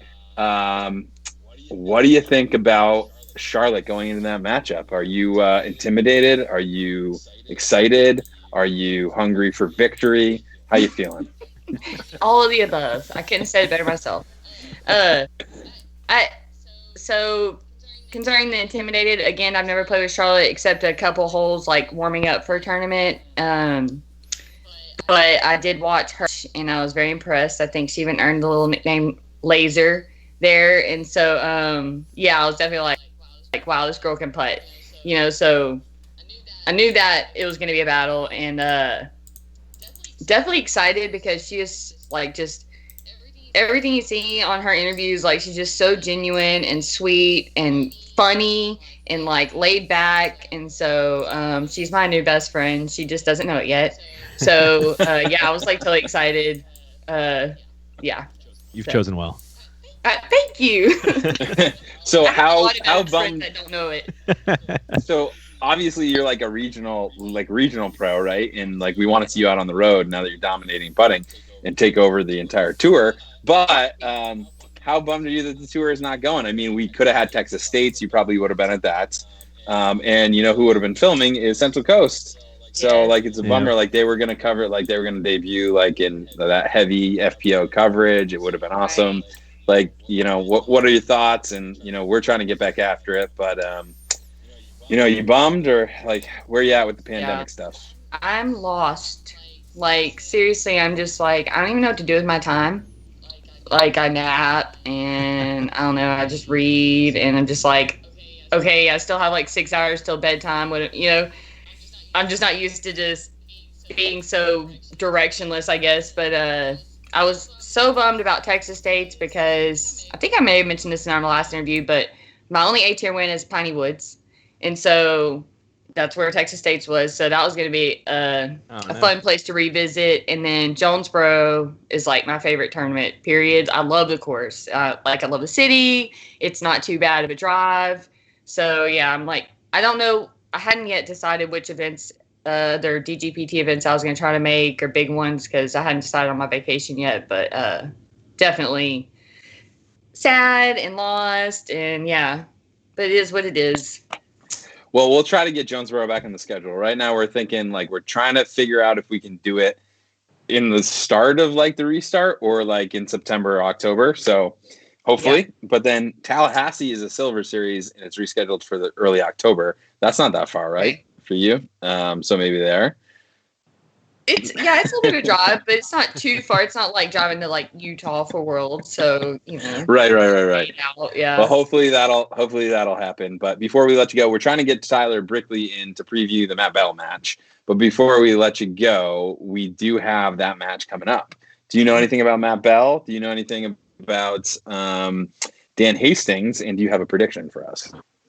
Yes. I mean, I don't not about to spew out some facts. I don't have anything like that. But yeah, obviously I know who Matt Bell is and what an amazing putter he is. And then, Dan Hastings, his last match, I was so impressed. So I'm really excited actually to watch this because, again, all these matches can go either way because some crazy things happen. But this one can go either way because they're just both so damn good, so it'll be fun to watch. But pick one. You gotta pick one. I'm gonna pick Dan Hastings, I guess, just because his last like I said, his last match was so impressive. So impressive. So Well, we're about to bring in Tyler, who's probably going to pick someone else. But thank you so much, Christina. We hope to have you back on soon, and congratulations. Thank you. Either way, I think we're going to talk to all the Final Four folks, so we'll definitely talk to you, and good luck in your next match. Okay. Thank you so much. Thank you so much. Thanks for having me. Thanks. We'll have Tyler on here in a second. Just some technical difficulties. Wizardry, man. Wizardry. Technical wizardry because of things. Well, I want to get Ian's opinion on that. You can actually hear on Tyler. that, like, final. Talk to him right now if you want to. Okay. Oh, I want to hear Ian's opinion too. Yeah, exactly. I want to hear Ian's opinion on that dagger, like, final putt. I mean, we didn't even get to really react because we got Christina right away. But dang, she had to hit 2 from 50. She hit her first and her last to take out the GOAT. Clutch. I love clutch moments in sports, man. They just means more. It's just the coolest. This is the coolest stuff. I gotta say, my favorite moment last year in terms of, like, big moments was definitely you guys in Portland Open. Oh, when Eagle, like, had it lip out. Oh my god. Oh man. And the playoff. I was actually thinking about doing a rewatch with Drew, watching that round with Drew. I think that'd be pretty funny. Dude, the people's elbow will live on in infamy. But I mean, I guess we shouldn't ignore Tyler. I mean, Tyler, do you have a rebuttal to Christina's prediction of Dan Hastings? Oh no, I think Dan's gonna take it all the way. Matt Bell's the worst. For those of you guys who don't know, Tyler I hung may or out may with not him work for a at whole DGA. day, and like now Matt Bell, kind of like Ian, and maybe even you, Jeff, are people who, like, if you put 10 people in a room and gave them $1 million to try and think of 10 bad things about somebody, like they'd come out crying a couple days later because it's just not possible. There's nothing bad to say. Yeah, no, I got Matt all the way. All right. So what is Matt putting with? Is he putting with steadies or what? He's putting with his putter. Yeah, the Matt Bell Pro Series Steady. So it's a little bit of a different blend. It's the same mold as our popular Steady putter, but it's a little bit of a different blend that Matt likes. And they like Matt. You know what I mean? Like, they often go into the basket for him. So do you guys know each other because you're both from Southern? Well, no, you're from Missouri, but DGA is from Southern Cali, right? They're from Santa Cruz area, actually. Right. Yeah, they're from Santa Cruz. Matt and I know each other because we did time in the Texas pen for a while. I probably shouldn't talk about that live, but now I got to meet Matt about 3-ish months ago when I went down to Oklahoma and filmed him throwing some drives and making some putts. And it's just like seeing somebody that's at that level in real life is way different than just seeing some good putts, on your card. Mm-hmm. Like, somebody who can consistently be amazing is fun to watch. Go ahead, Ian. I was gonna say, the last time I watched Matt, I was fully amazed the entire time. So I know those feels, Tyler. Exactly. I was just gonna say I got both of the locations wrong. You're from Kansas, and DGA's from Santa Cruz. So I'm batting zero. On this it's been a long broadcast. Jeff's like, yeah, you're in Mississippi, and DGA's like 4 or something, right? Rough areas, you aren't far off. You could have been farther off. You're like in the middle. Okay, so here are the stats, everybody. I mean, like, are you worried about Dan Hastings? Look at this. Yes. Was that to me or Ian? It was to you. Yeah. How can I communicate that I'm worried about Dan Hastings at a level that doesn't betray my trust in Matt Bell? That's the level you're at. That's the level I'm at because, like, I know Matt. I know he's going to put up a really solid score, but I mean, we've said it 100 times. Dan's been on fire this tournament, so it's like I would be lying to you if I said I wasn't a little anxious about the Hastings Bell matchup we're about to watch. We've only got a couple of seconds left, I think. And I just want, like, a total score. Like, 80 is if it's 40-40. Do you have a total score prediction? 35-36. It's going to be a nail biter. I'm going to pass out 3 times, Ian? but Matt's going to win. Ian, what do you got? Oh, man, I'm going to 38-35 from a boy Malt Ball. He's going to take it All down. Right. Did you give him a sweet DGA basket to put on, Tyler? We'll talk about that during the break. Okay. Sorry. All right, here we go, people. We're gonna throw it to this anchor match of the night, Dan Hastings versus Matt Bell. And we'll be back shortly.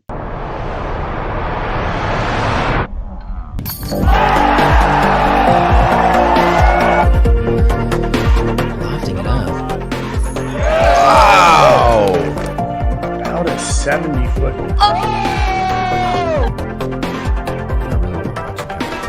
Oh, did I say did it. unmakeable?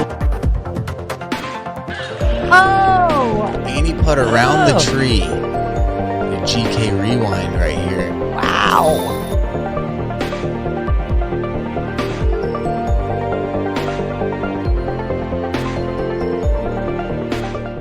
Sounds good. Matt Bell here, putting with my Pro Series steadies. Good luck. Dan Hastings here, Team Discraft, putting with CT Challengers, up to 35, and then switching to the Banger GTs for jump putts. All right, guys. Well, good luck out there. Dan, you're going to take us away. I got 40 seconds on the clock for each one of these first sets. They're going to be worth 1 point each. And let's give the fans a show. All right, sounds good. All right. Good luck, Matt. You too. 25 feet.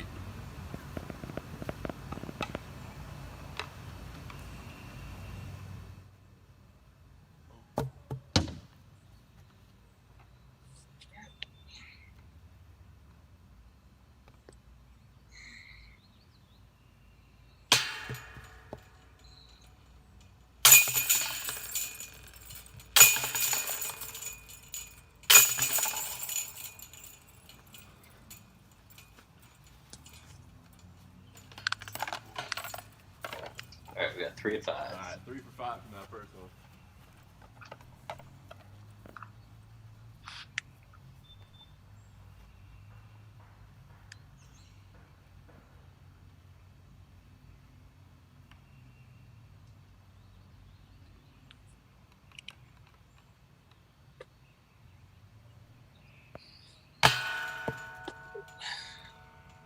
Start stretching.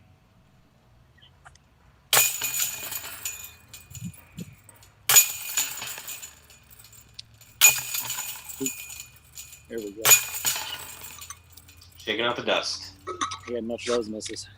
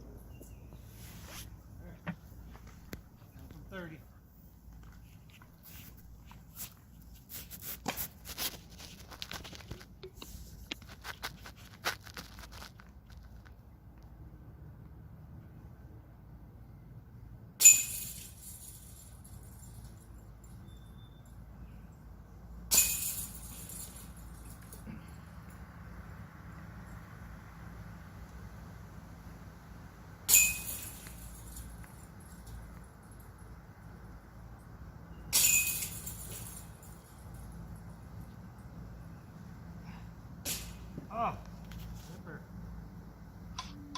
think that was 5 and then 4. yeah, I think so too. Solid start. Yep. Absolutely. Now I'm going for 35. All right, Matt, that was 5 and 4 there? Yeah. Cool. I got 50 seconds on the clock now. Moving back to the 2-pointers at 35 and 40. All right. Yep.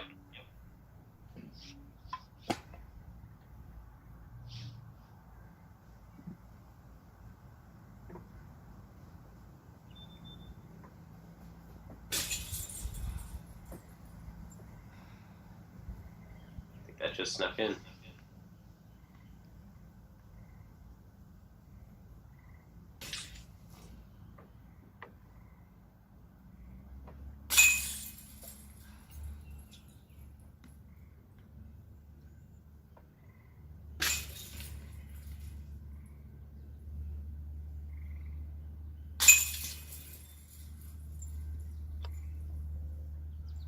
3 or 4, I think.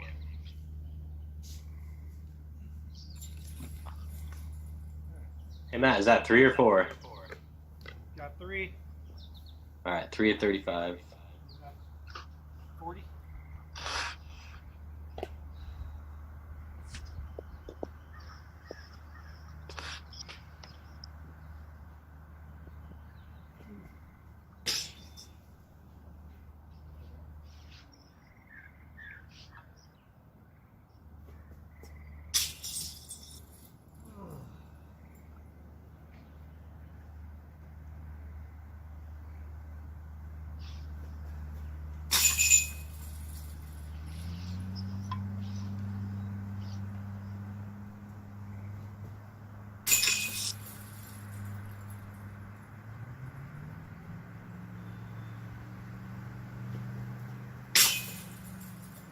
More.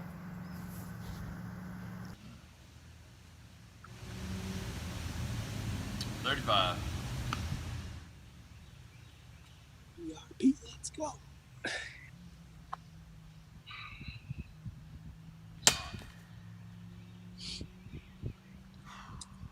All his first putts are coming out a little low.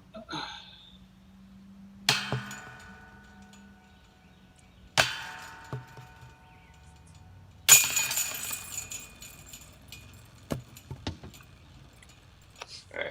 Looks like you just got one there at 35. Sadly, just one. Moving to 40 bangers. All right. Is that Blue Ribbon Pines? It is. Man, I want to get down there someday. Oh yeah. Shout out to Ray Jordan.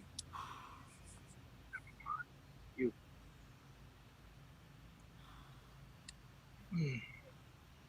Yeah, that place is epic. And then Vision Quest right down the road. Little disc golf mecca, huh? It is. It's a good area for it. No, it's a good sign when he makes the first one usually. Let's see here. That's what he was saying in the interview. If he makes the first, you know they're all going in. Is that what it is? Yeah, he said he finds up there. He finds it really easy to not have to adjust and just be able to bang him if it's on. So. Yeah. All right, Dan, is that 5? And that was 4 from 40. All right, 4 from 40. Nice button there. Thanks. All right, so we are done with the second round, moving on to the third. These next putts will each be worth 3 points, and Dan, you're going to lead us off on the third round. And you'll have a minute on the clock for each one of these sets. So whenever you're ready, you can go back to 45 and 50 feet, bang some putts.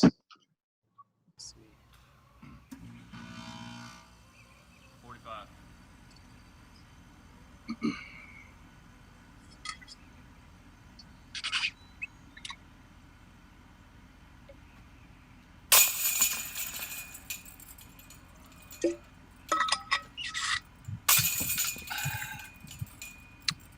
Pretty impressive, gotta say.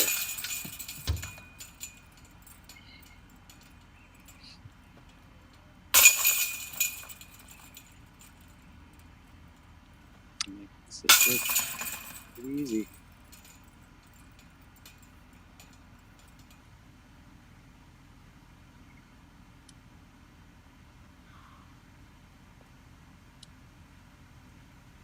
You see the limbs moving in the background? Ooh, off the band. Barry Schultz did on me. Jeez, Louise. That basket's catching him good. Or is it? It's like anything on the chains. Oh.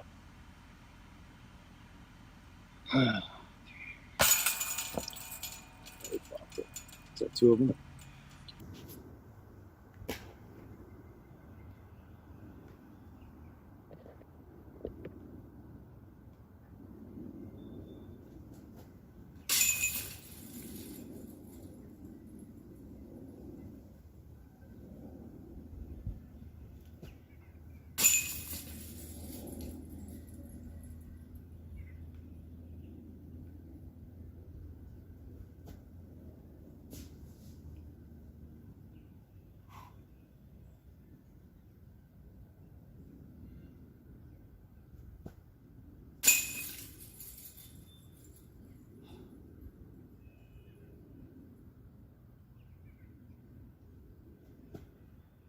Yeah. Ah. I got 3 of them. All right. 5 for 50.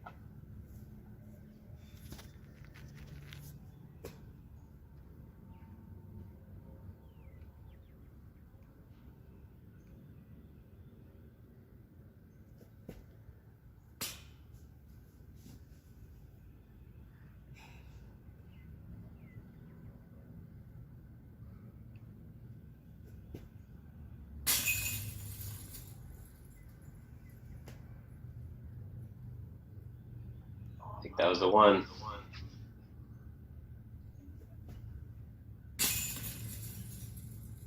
I should about do it, huh?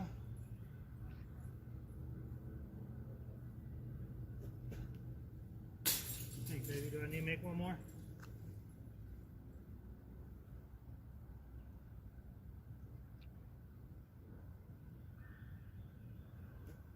How's that? Oh! Come on. All right. You took it down. You took it down with 36 to 32. Wow. So good putting, guys. Yeah, good putt, man. Congrats. Thank you. Yeah, I wish we could have put up some higher scores, Dan, but like you said, everybody, you've been the talk of the tournament so far. So Thanks. That was a rough one for me. I don't think I've ever missed a 25-footer that low to start off. So, but no, that was good Get putting. you back in. Yeah, congrats, man. Good luck next round.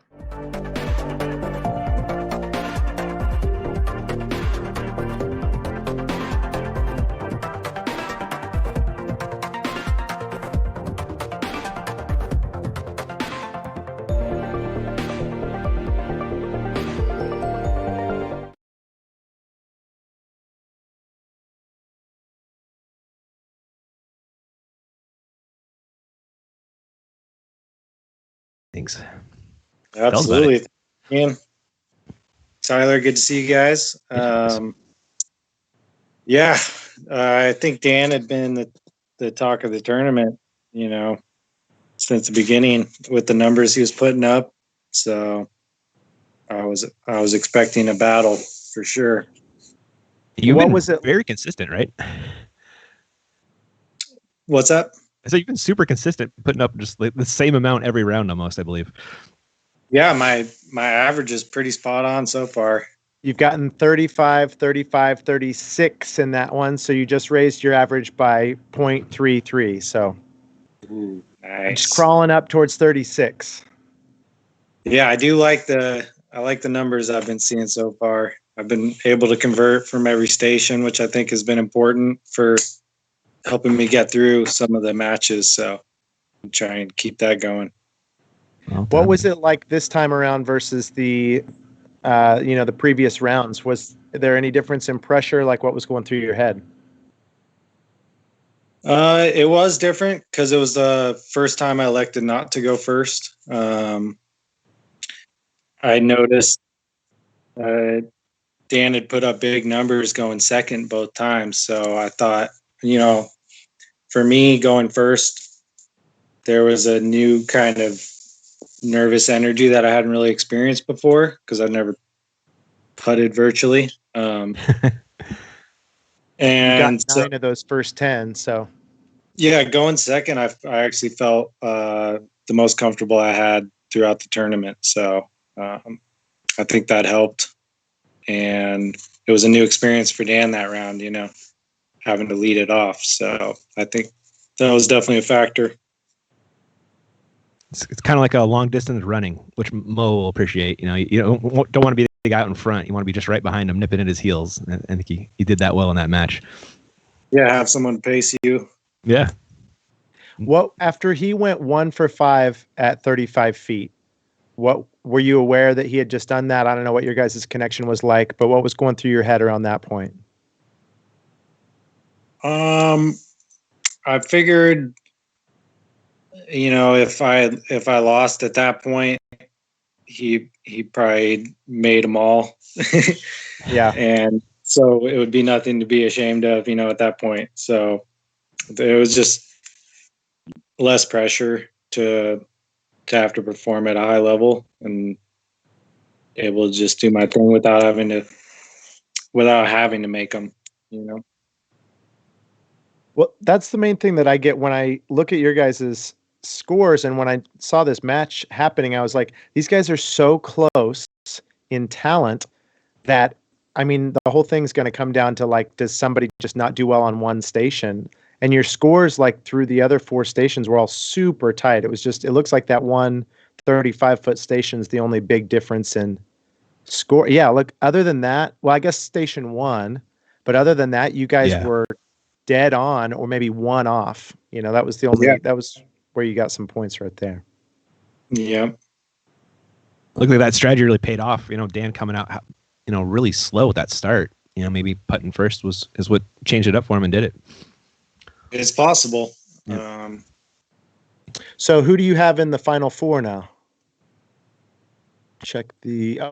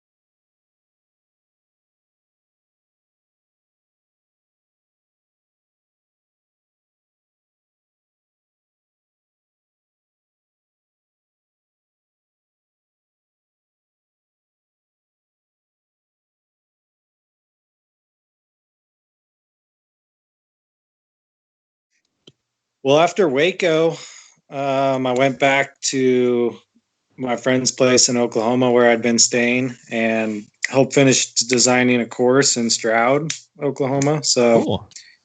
I did that for about a month and a half after Waco, as well as doing a lot of bass fishing. Nice, man. Getting any surfing in? Probably not so much if you're not out in California. Yeah, I was actually stuck in the Midwest for a little while, but it's not the surfing you'd want to do. Fun fact, Matt is by far the best surfer on tour. It's probably not even close. I think so. Right? I don't even know if anybody else surfs. Well, speaking of the best on tour, what do you think about the comment coming through the chat that you are the front runner in the tournament right now? Do you feel like you have a statistically better chance than... I guess we don't know who the other Final Four matchup is until tomorrow, but how do you feel going into the Final Four? What do you think about your odds to take the whole thing down? Well, I can see it on the screen right now. It's the first time I've seen who's on the other side of the bracket. Yeah.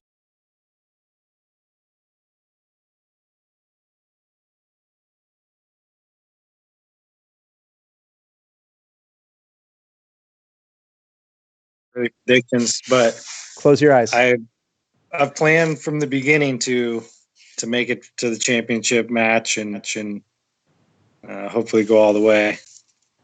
So, well, one Chandler Frye stands in your way.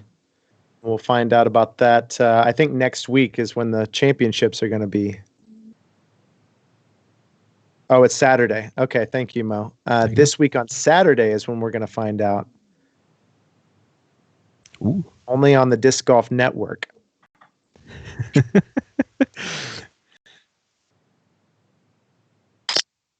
Really?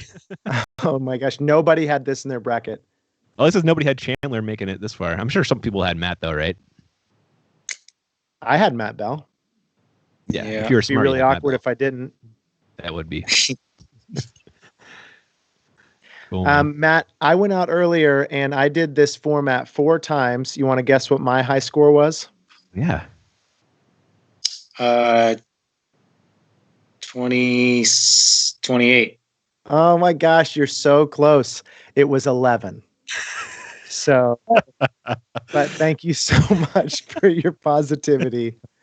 This is a lot harder than people think. I want to go do it now. Tomorrow. Yeah, people in the chat who are, talking about these players, I'm not obviously any kind of good putter, but it is a lot harder than people think. And you should all go try it. Has everybody in chat tried it? What do you guys shooting? Love to hear from them. Yeah. Don't comment if it's higher than 11. Yeah, definitely give this a try out with your do a little virtual putting with your friends. Like, it's fun contest. I mean, you need 50 feet and then you can do it. So not a lot. I mean, 50 feet in a bucket and then you can pull this off. So definitely would love to see what everyone out there is shooting. To share the experience closer, people could do it live on Facebook too to experience some of those nerves. Tag the Disc Golf Pro Tour and go do the VPI challenge. Yep. Ian, my wife just texted me and said, I recognize Ian's laugh from the commentary videos. That is too funny. Your wife's a gem. So, Maddie, looking ahead, do you have a preference? I mean, I know you feel like you're probably going to win no matter who you're up against, but do you have any kind of preference if you're playing Yeti, Reed, Calvin, or Zach? Like, do you have any kind of? I know you're not looking past Chandler, but like, assuming you get to the final, it's going to be one of those four guys. What do you think about these matchups here?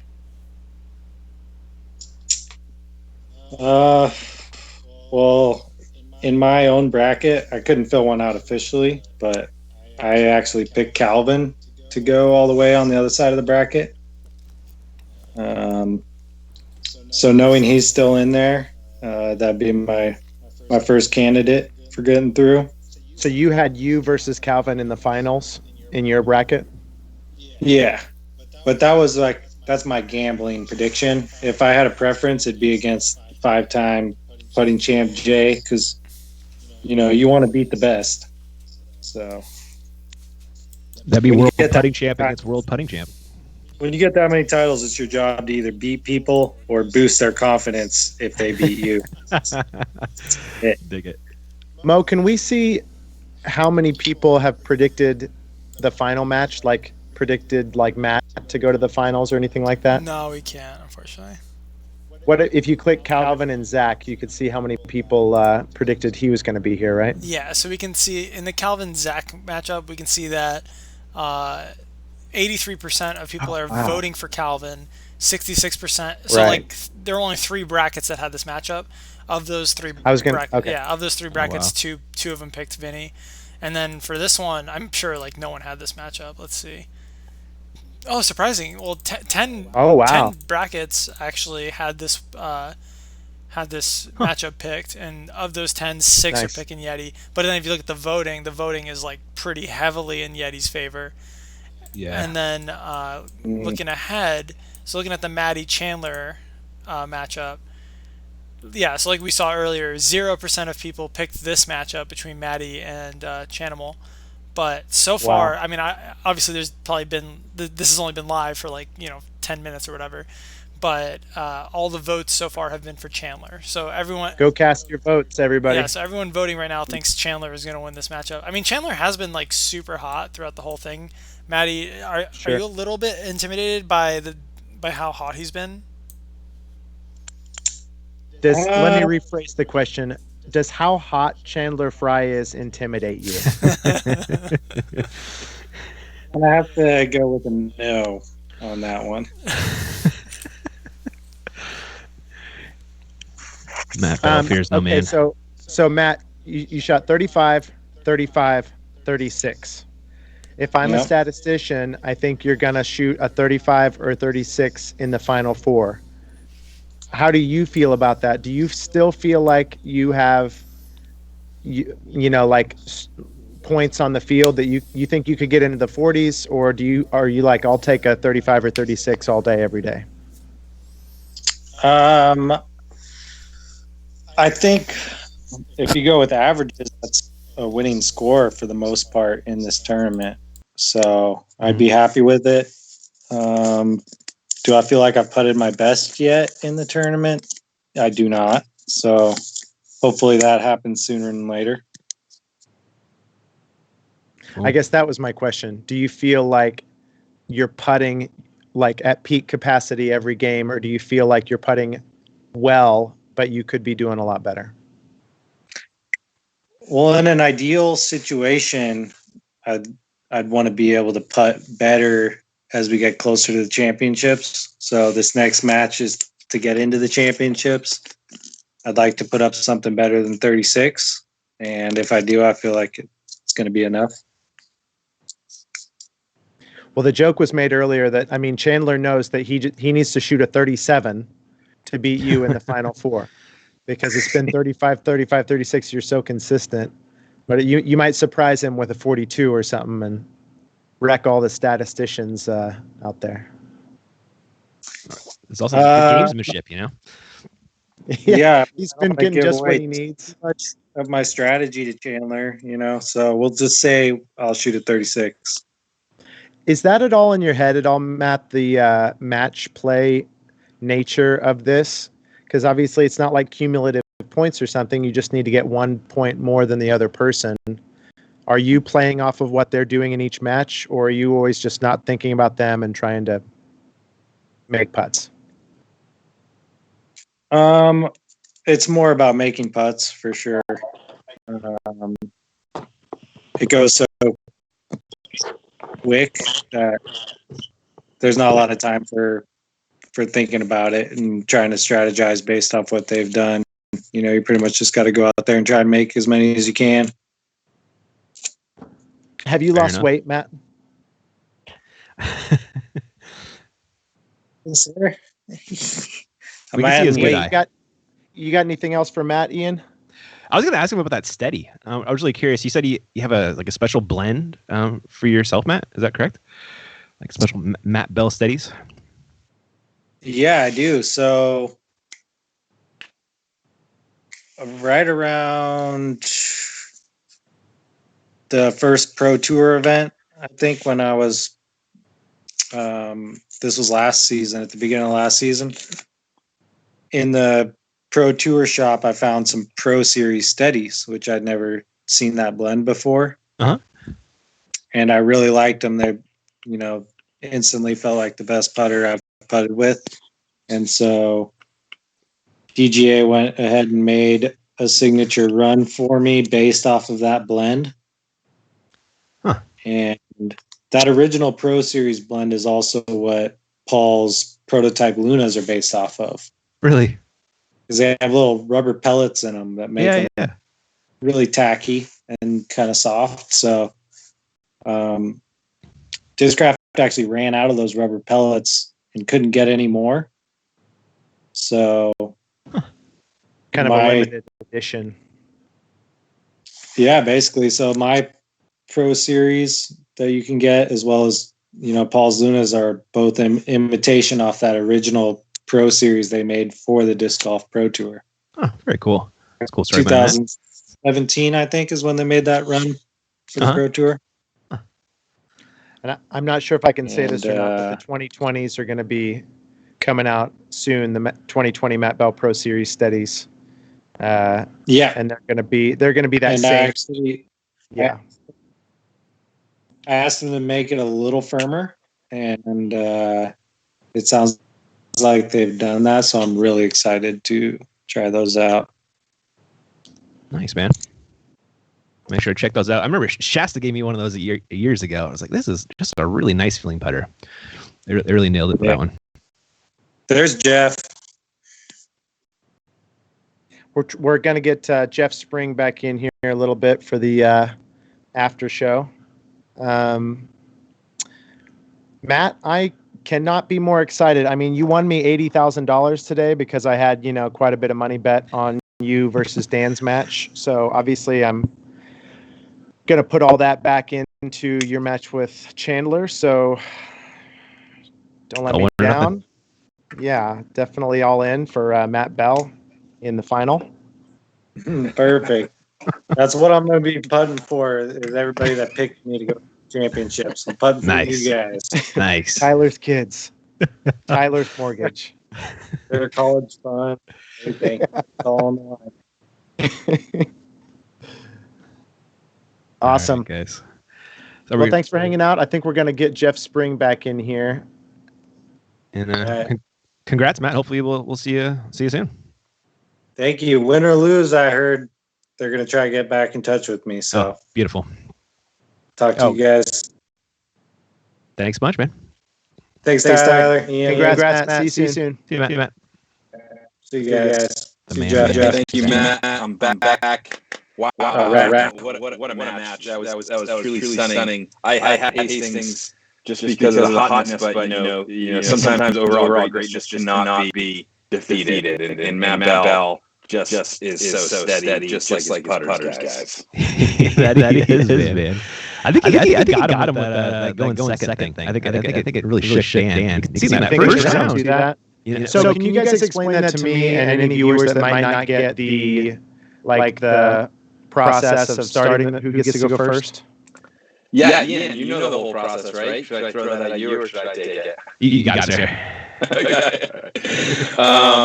So actually, the format was birthed during conversation with Paul Macbeth, who didn't make it out of the first round. So I don't know if he was wise in helping me structure this, but he said, I think it should be kind of like the NBA 3-point contest, five shots, like 5-6 stations, and I was like, well, it can't be the same distance, so let's make it longer.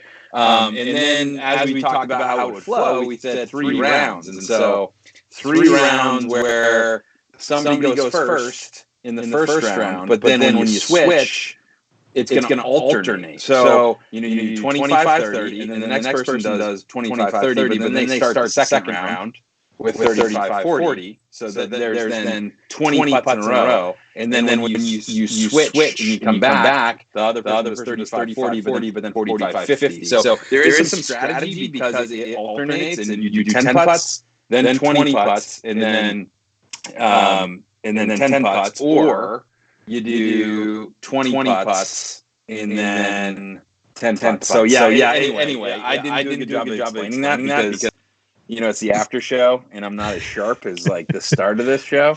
But the alternation of round to round basically means that people are putting 20 putts in a row. And what Matt said is basically Dan had gone second every time, and putting him first threw him out of his rhythm, which I think is a real thing. I think you're right. So I guess that's my question. What's the mechanism for determining who gets to go first? Seeding. Okay. Seeding picks. So the seeding is actually based, and I think everybody who's still here watching in the chat, thank you all, 250 of you. You are based on like Circle 1 X and Circle 2 percentage from 2019 UDisc stats. Okay, so like it's basically the best putters who have stats on UDisc. So we're talking NTs and PTs basically, and then Worlds and some European events. So the biggest events in the world. If you were putting in the biggest events in the world, you have a ranking, and basically Cam Messerschmidt was 1, and I think we also had Matt Dollar as a 1 seed, which was surprising, and Yeti took him out as a play-in. And the reason Yeti was a lower seed was because he didn't have any 2019 stats. He didn't play any of the big events. He did have 2020 stats because he played Waco, and his 2020 stats put him right at the bottom too, because he didn't have a great putting performance. So there's nothing to do other than put Yeti at the bottom. And unfortunately, one of our 1 seeds, Matt Dollar, had to play him. But Whoops. that's how the seeding actually worked out. And if you are the higher seed, you pick whether you go first or second. So that's why Matt was able to pick this match, and it looks like it influenced it. Yeah. Wow. So Chandler probably hasn't. He was a 20. Let me see. Has he ever gotten to pick? He has not. Sorry, I meant Dan. Sorry, but yeah. I think Dan actually ended up being 17. Yeah, I don't think he's ever gotten to pick. The first match he got to pick because basically we level it out 1 through 8. So on Chat Lounge it does say their overall seed, but like actually in reality he was a 4 versus a 5 in the first match. After that, no, he didn't get to pick. But I mean, to go 41, 45, he couldn't have expected. I think what he did, which was a 31. Did he come down to a 31? Yeah, 31, 32, something like that. Yeah. something like that. Yeah. So, no, pretty exciting stuff. And, I mean, I liked you guys talking about the, about the origin of these putters because like at 2018 Worlds, DGA sponsored and gave us, I think 100 special blend, Matt Bell, like Worlds stamps. So those 100 discs are out there and cool. People are probably Adventure loving is out there, everybody. Just got to know somebody. Or you got to know me in a couple months when the new ones come out. That works too. Ooh, dang. So are we officially in the after show, guys? Ian, I want to thank you for hanging around. Do we have any segments? I don't know. I thought we might have a couple things. I assume when you guys picked up a beer, that's when the after show had officially started. So I haven't seen that yet. So I do have a couple questions prepped. If you guys wanna go down the alleyway of questions. But oh yes, we do. Okay, I'm not falling for that again. So the first one. So we're playing this game called Something, Nothing, or Everything. It's basically, do you think this thing that we're talking about is a big deal? Do you think it's not a big deal? Do you think basically is it something? Is it nothing? Or is it everything? It's like the biggest deal. So the first question for you is, there are no more 1 seeds in the MPO division. Every 1 seed is gone. We get. That's Macbeth, that's Wysocki, that is Dollar, and who's our 4th 1 seed that I keep on forgetting? Cam. Oh, Messerschmitt. Right? Yeah. Cam, our overall number 1 seed, Cam Messerschmitt. So all 4 of our 1 seeds are gone. And do you guys think that's something, nothing, or everything? I'll go. I think it's nothing. I don't even understand it because Jeff just explained it to me, and I'm not even sure it's real because some people got a number beside their name, but they're not actually that number, and there's something else. So if it's something, I think we're in trouble. So I'm gonna say it's nothing. I'm gonna go with something. I think it's pretty. I think it's very interesting that all these they're all gone. You thought at least one of them would have made it. Like if this was March Madness, people would be going crazy. Yeah, it's true. Yeah, and I got to go with everything. I mean, this is incredible. This is a bracket buster. We got Macbeth out. We got Cam and Dala Hala out. And I'm excited to see how this thing's gonna play out. So I mean, I think it's made it extremely interesting. It's certainly made it less viewed, like with Paul and Ricky. Coming and falling out.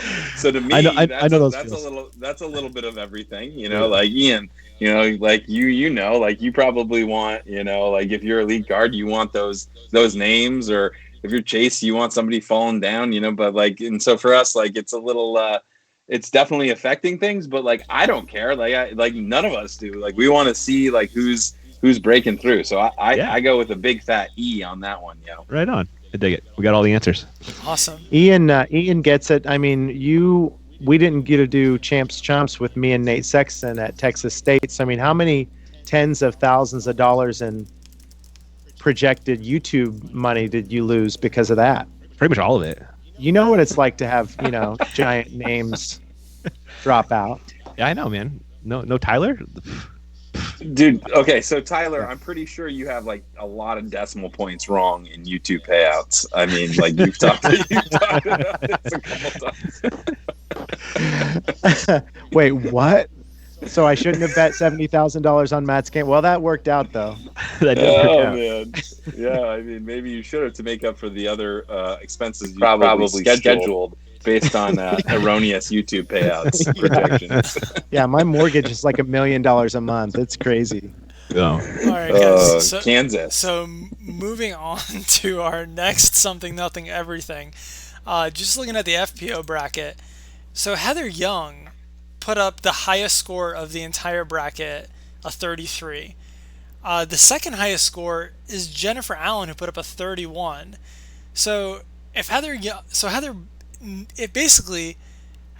by Heather being able to beat Jen Allen, she's just far and away the favorite. So Something, Nothing, or Everything, Heather Young surviving Jen Allen's 31. How big a deal do you think this is? Or do you think Heather just would have gotten knocked out? Do you think she's going to get knocked out tomorrow by Van Dyken? Then it's a nothing. But what do you guys think? Heather Young surviving Jen Allen's 31. Before we answer this one, can you explain the Hokum Van Dyken 0 and 1? Because I missed that whole. Oh, it was a playoff. That's a playoff. Oh, okay, thank you. Okay. Like, that's not really like their scores. No. If you hover over it, you can see that they were, I think, tied at 16. Yes. And the 16, 16. overtime was 1-0. Oh, thank you. I remember watching that now. I'm going to jump in and answer your question, though, Mo. This is everything for me. This is maybe embarrassing. I don't know who that is, dude. Heather Young. Like, yeah. I've never heard of her. She's killing everybody. That's everything to me, man. I don't even blame you, Ian, because I didn't know who Heather Young was until we were going into Waco. And Mo made me feel like an idiot for not knowing. He's like, "Oh, Heather Young, she's just like the up and coming FPO superstar." Mo knows literally every FPO player in the world, dude. I'm just. And I was know just like, a lot of "Oh, them, but I don't have Mo levels. Well, I just think FPO is like very, very interesting because like there's this tidal wave of FPO players coming in that there just isn't an MPO. Yeah. It's not like who's up next after like Ricky and Paul are done. Like there's not like a group that's up next. Whereas in FPO we have it's very clear that it's going to be Haley King. It's very clear it's going to be Heather Young. Like they're going to be around for the next decade. And like Evelina, Evelina and Hannah Blomroos. But I knew Heather. I knew Evelina, and I knew Hannah, and I knew Haley, but I didn't know Heather. And I remember interviewing, going into an interview, and I had to sub in for you, and you're like, just ask her about the color purple. I was like, what? Why? And I just did it. And then she was like, oh, it's my favorite color, purple. All my discs are purple. All my bags purple. And then afterwards, Mo, how did you know that? And he's like, oh, I know everything about it. No, that's not what I said at all. I said that's what research is. That's what being a journalist is, Jeff. That's my profession. Is that what we're calling Facebook stalking now, Mo? It's research. Oh my gosh. Mo, I'll get you out of that one by saying Evan just commented in the chat. Jennifer was also the lowest seed, yet has put up the second best score so far and lost with it. Yeah, that's an interesting take on that. Is Heather Young? Like, is she like a young up and comer? She's 17. 17. Oh, she's a young Heather Young. Yeah. I now know everything about Heather Young. I know more than Mo about Heather Young because I've done more research about her. Get it. Now that I know her favorite color is purple, and it's also mine. But I'm gonna say that this is something. Ian, you said everything. I'm gonna go with something because it's obviously affecting the bracket, and people are very, very surprised that Heather is running through it, but I'm not that surprised, so I'm not going to say everything because I looked at the stats beforehand, and she was far and away the best putting FPO statistically. She was the number one overall seed. She was awesome. a number one overall seed. In fact, if Paige Pierce played, she would have been the number 2 overall seed to Heather Young. So I'm going to say it's something. But it's not everything because stat-wise, it's not a shocker. Wow! I hope we catch her some NTs next year, man. Well, it's interesting because we've all been saying the next great FPO player is going to be a great putter, right? Because that's kind of the one. Yeah. That's the big area where there's a lot of room to be made up on the FPO side. So if Heather can come in here and just be 85% to 90% circle 1 putter. There's no reason to think she won't be a world champion in the next, 5 to 10 years. And then, then you just get into a whole other thing. Well, who's going to win first between her or Haley? And it just gets, or Hannah or Evelina, and then it just gets very interesting. So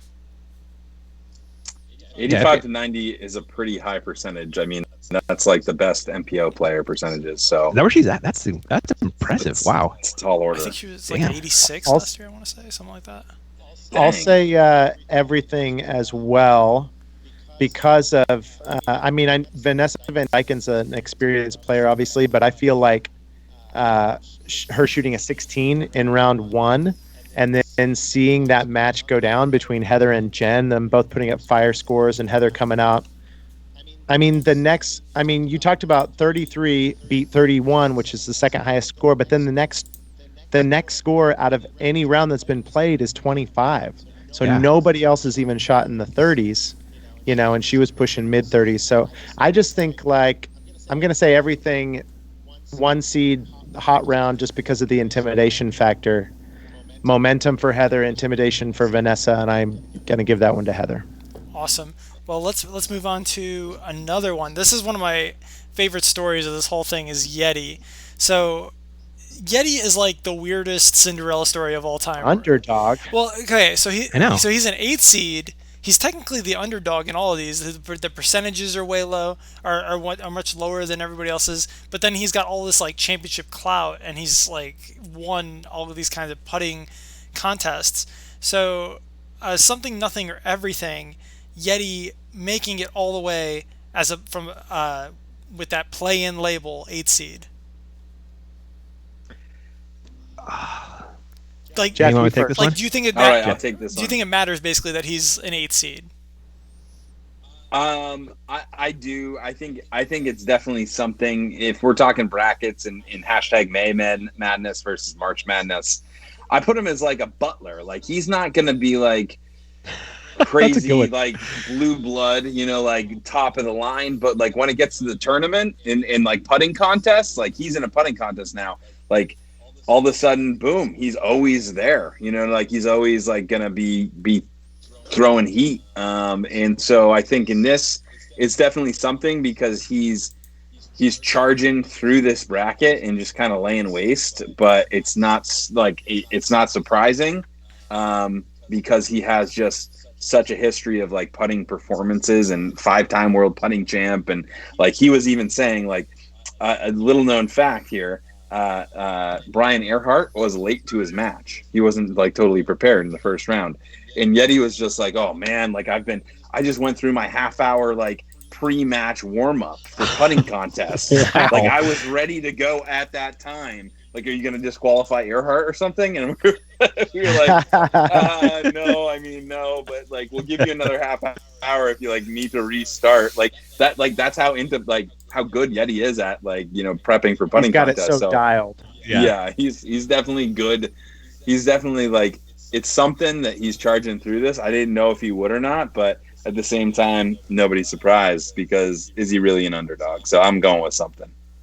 I'll take nothing for actually, funny enough, a lot of the reasons that you just said, just a different spin on it. I think that Yeti, he's such an animal. And like what Jeff said, he's been mowing down people. I think that Yeti would see an extra match in this tournament as like just another gazelle to devour. You know what I mean? Like I think he would probably be excited to have a 5-match longer road to the finals than anybody else. I bet Yeti wouldn't mind doing this competition, for the rest of his life because he would probably always end up in the finals. So exactly. I don't think the seeding matters at all. I would say maybe because it would put him against a higher seed at the beginning, but we saw so many high seeds drop out.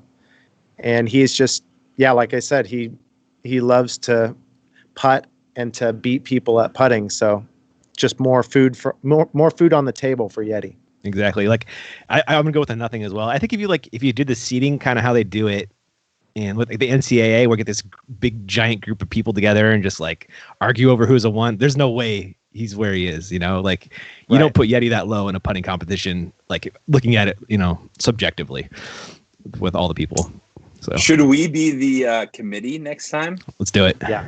Should we be like, absolutely. Okay, you know what? No stats. What we're going to do is just debate over it. Well, we'll take them into consideration. What you've seen, sadly, is name recognition is like the main reason people pick people in these brackets. If they haven't heard of a player, they pick the player that they have heard of. So, right. Sadly, that wouldn't work out too well for the Dan Hastings of the world, who are amazing putters, but not household names. All right, guys. Great discussion. I got one more for you, and this one is coming from the FPO side, and I think this is so fascinating. So there's only 16 putters on the FPO side, and in our final 4, we got a 14 seed and a 15 seed. Charlotte Towle and Christina Linthicum are 2 of the 3 lowest rated players in the whole thing. Like something, nothing, or everything that we have our 14th overall seed and our 15 overall seed playing in the final 4. I think that's pretty everything, man. That's huge. Like that would make national news if we're talking an NCAA tournament, something like that. Where 15, 16 seeds are balling out. That's getting huge coverage. And I think it's everything, man. It's great for them too. All right, I guess I'll go, Tyler. I can. Thank you. I can I'm see still your debating. No, I can see your head nod heading over my way. So, I mean, I feel bad because this is my third something in a row, but I do think it's something. Maybe I'm just settling right in the middle. That's kind of my thing, I guess. But you are in the middle. So, I think it's something because I would say it's not everything because it is like we were seeing, like it's an upset driven bracket here, especially in putting, and I definitely don't think it's definitely don't think it's did I just say everything or nothing? I can't remember. Bottom line is I think that it's something, and that it's going to be shocking to see one of these seeds in the final. I think that neither of them is going to hold up against Heather Young. But if you're listening, I still believe in you both. So I think this is kind of fascinating. Only one bracket. There was one bracket that actually picked this matchup, which is crazy. I have no idea how that's even possible. Was it Christina's bracket or Charlotte's? It's Drew's. Well, it must be it must be Christina's because the bracket picked Christina to win. But the voting voting right now has Charlotte as I'm sure there's 3 votes and 2 of them are for Charlotte so far, but the voting actually has Charlotte as our leader in the clubhouse. I mean, what do you guys think about this matchup between 14 seed and a 15 seed? They both put up Charlotte's kind of gotten away with some stuff, right? Like Charlotte Charlotte beat Missy with a 10, and then she did have a good first round. I was gonna say her first round. Her first round was great against Holly, but oh wow. Yeah. So what do you guys think about this Charlotte Christina matchup? Mo, listen, I've done the VPI format like almost 10 times, and I've never shot better than 13. Okay, she got a 22, and that's like the most amazing thing ever. So now I look at her putting against Missy Gannon when I was watching that match. I was thinking, man, none of these are connecting, but like most of them could. I didn't watch her first match, but I watched her versus Missy, and she has a really solid putting form. I could definitely see her putting up mid-20s again, versus Christina. Yeah, I actually, I totally agree with what you're saying, Tyler. And I think that before I saw today's matches, I probably would have put my money on Charlotte too. But like at the buzzer over Elaine King, that's pretty dope. I mean, that was pretty cool. And I think, Christina is kind of like loose and in it to win it. So I'm kind of starting to lean towards Christina in that one, but I'm interested to see how it plays out. Again, I think it's like I do still believe Heather Young's going to march through the bracket on the other side, but I can't wait for tomorrow to see. They both hit clutch putts in their matches, which is exactly clutch on clutch. So I think it really go either way. I'm really excited to see it. I'll be rooting for my girl though. Charlotte. When are we seeing all of that? Good transition, Tyler. I know. Mo, I wanted that to be like I just thought of that. I didn't want people to know I'm actually seeing the next slide here. Mo ruins everything. Pull back except everything. Pull back the curtain. So anyway, oh wow, yeah, okay. Here's the schedule for tomorrow. All right, well, yeah, let's break this bad boy down. I mean, I can't even see the top matchup, but I'm pretty sure it's Yeti and Reed. And man, okay, so we have talked nonstop about Yeti, but like the big question is who is Reed Frisca? Actually, the bigger question, Jeff, is he going to skip in any putts off some water? Hey, you're stealing my joke. Sorry. That was what we said in the first round was if the competitor's got a mini pool to put in front of the bucket, he could just skip them in. He would be making 50 points every round. Okay, but we actually did grilled Reed a little bit, and we're like, is this a skill, or is it just that you're the only one that does it?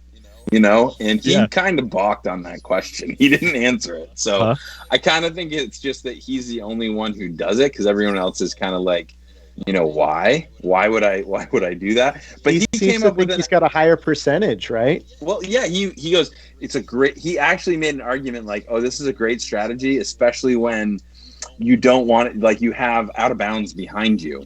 And like this, I think he was specifically talking about Ledgestone 17, because he was like, I threw it long so many times that I was just like, screw it, I'm just going to skip it out the water and it won't go long. So I'm kind of hoping that this year he skips it off the water and goes long, because then that would put an end to it. Mo, we were doing that rewatch and somebody skipped it off the water at Moraine. Remember that? Yeah, it was Yuli. Was it Yuli? I thought it was Yuli. He's the original Reed. he was skipping before it was cool. Yeah, exactly. The OG. What hole? There's like one of the water holes. It looks just like a hole at Maple Hill. It looks like Hill 8 at Maple. You basically like throw through a tunnel and there's like a pond right before the bucket. Yeah. Oh yeah, that's pretty downhill. Yes, it is actually. Yeah. So that probably wasn't intentional. No, I don't think so. No. Okay. He got away from it. Because the crazy part about Reed, I actually thought, so we did the best shot bracket, and like Reed almost as a 16 seed, I didn't even want to put the shot in, but like people voted me down, or like we're putting Reed's skip shot in. Yeah. And it almost beat a 1 seed. It almost like beat McNeff's like putt at D-Glow to like go 18 down or something. Damn. It was crazy. Funny. So I mean, Reed and Yeti though, guys. I mean, where are we at on that one? I mean, so that's if coming you look up. back at their scores, Yeti, kind of Matt Bell style, has done 35, 35, 32. I mean, so he's just like right there, you know, pretty similar each time. Reed has been climbing. I guess he's only had 3 matches, so he's done 26, 30. So he's only so depending, you can look at it 2 ways. He's averaging 8, or he's on the uptick, you know, and he's going to do 35 in this next match. So I don't know. I'd love to see the voting. What do we got for voting, Mo? What do we got for voting? Let's look at that. What do the people tell us? Wow. Ooh, so wow. Okay. Well, there you go. 10 brackets. The brackets picked have picked the brackets picked Yeti, and the voting is even more heavily in favor of Yeti. So people picked him before, and then they saw him putt, and they were like, "Yeah, that guy," and they kept on picking him. So yeah, Yeti is. I just think it's so interesting that, you know, he's much older than, I think he's the oldest person in the bracket by far, and probably twice as old as Reed. Yeah, exactly right, and he's just like, people love him, man, and he's great at these competitions. Like, he's got the strategy dialed in. He's definitely thinking about that stuff. So really interesting. Does Reed have a 37 in him? I think that's my question, because I know that statistically Jay can shoot mid 35s, but so far, you know, 30 is Reed's highest score, and that's, statistically speaking, again, probably going to be what it takes for Reed to win, you know, is a 35, 36, 37. So does he have the capability to get up there, you know, from what you guys have seen so far?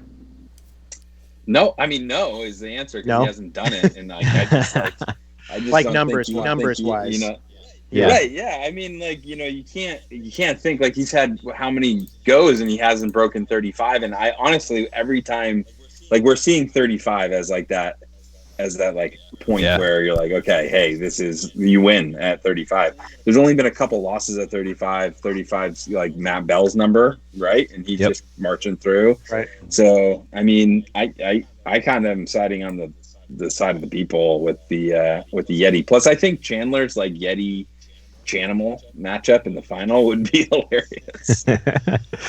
Dig it. Battle of the Beasts. Yeah. So moving on to our next one. We got Heather Young taking on Vanessa Van Dyken, the San Diego homie. VVD. Yeah, taking on the East Coast homie.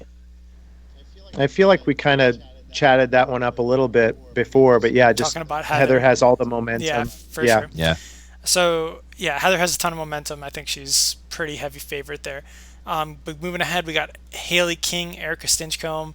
You know, I have a soft spot in my heart for Erica Stinchcomb, just because I commentated on her having like a outer body experience at Worlds, where she was just like hitting every 40-50 footer. But then again, I mean, Haley King she's next up, man. She's like, you know, she's Jordan when the Pistons are winning titles. Like she's next up. And damn, Mo. What is that too? Is that too strong? Is that too strong? That's what you do. That's what you do, though. So. No, that's a bit strong. That's a bit strong.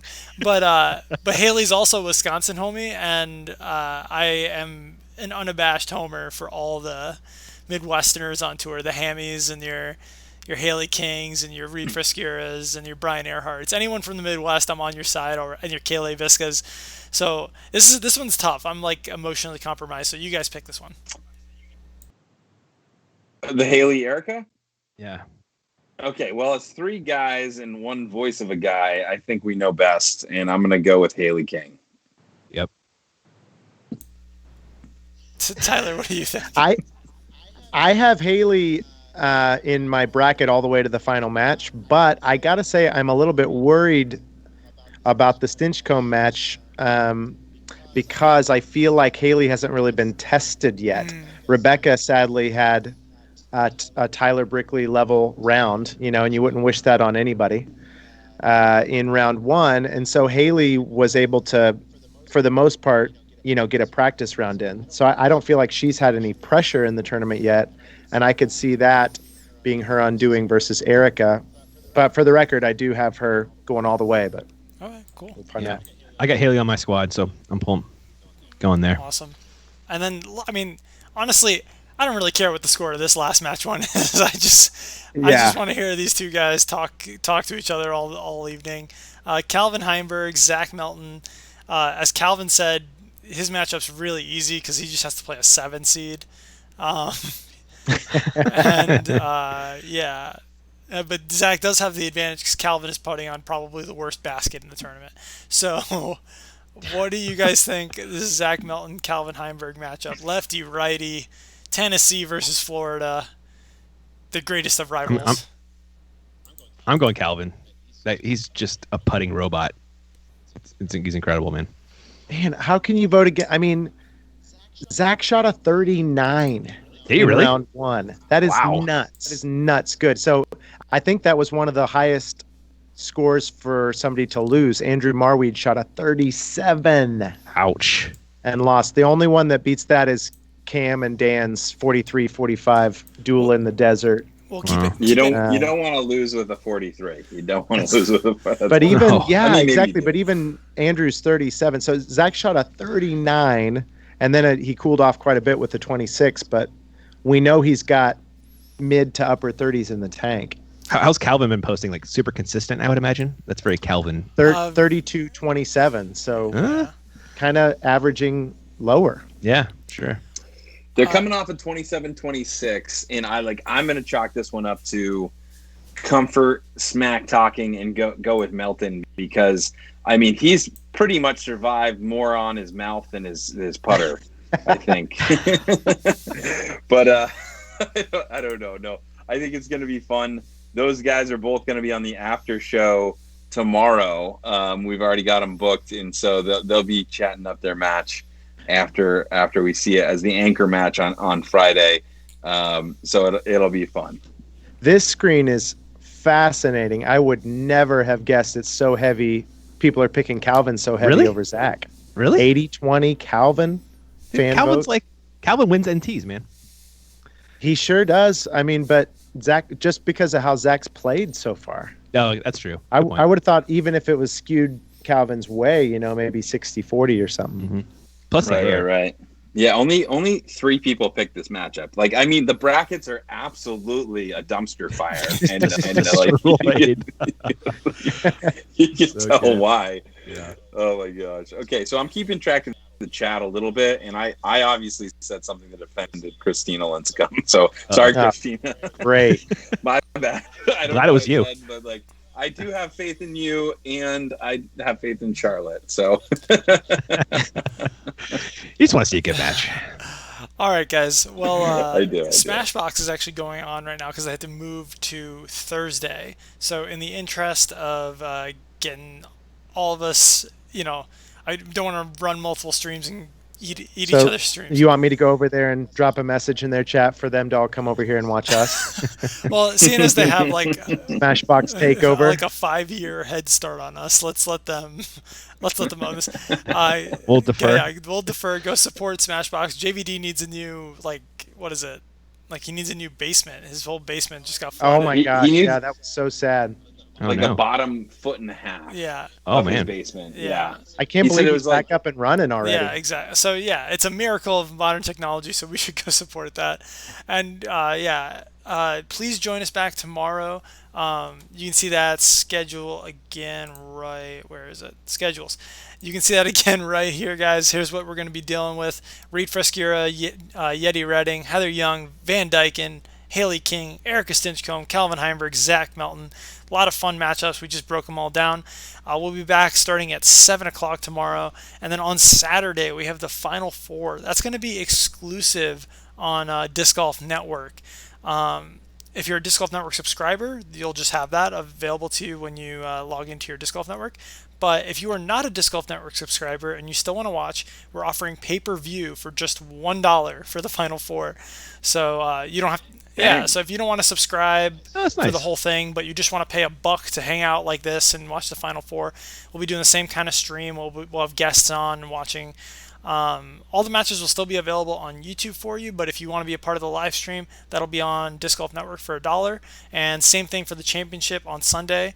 We'll have the live stream again, and it'll be another $1 to watch the championship. So all the money's going to COVID relief funds, so it's not like we're not getting rich off of it. We're give it all to the you speak for yourself. Jeff and I worked out it's a all separate going deal. to Tyler and then to COVID. Yeah, exactly. And then whatever Tyler doesn't need goes to COVID. So yeah, it's just a way to raise money and support the pandemic relief effort. So hopefully you'll join us, and it's a really cool. We haven't tried pay-per-view yet, so this is a really cool opportunity for us to try it. Hopefully at events in the future, you'll be able to just buy the event, which would be really cool. Like, you can just buy the MVP Open, and then if you don't want to be a full subscriber, you can just buy the certain events that you're interested in. So it's something we want to test out, and we're really excited for it. But yeah, just tune in tomorrow. Tomorrow will be on YouTube, so we hope to see you back here again. Guys, say goodbye. Later, gang. Thanks for watching. Peace I out. just want to thank Tyler for coming back and Ian for joining us all night. And peace out, guys. Thanks for having me on. Later, guys.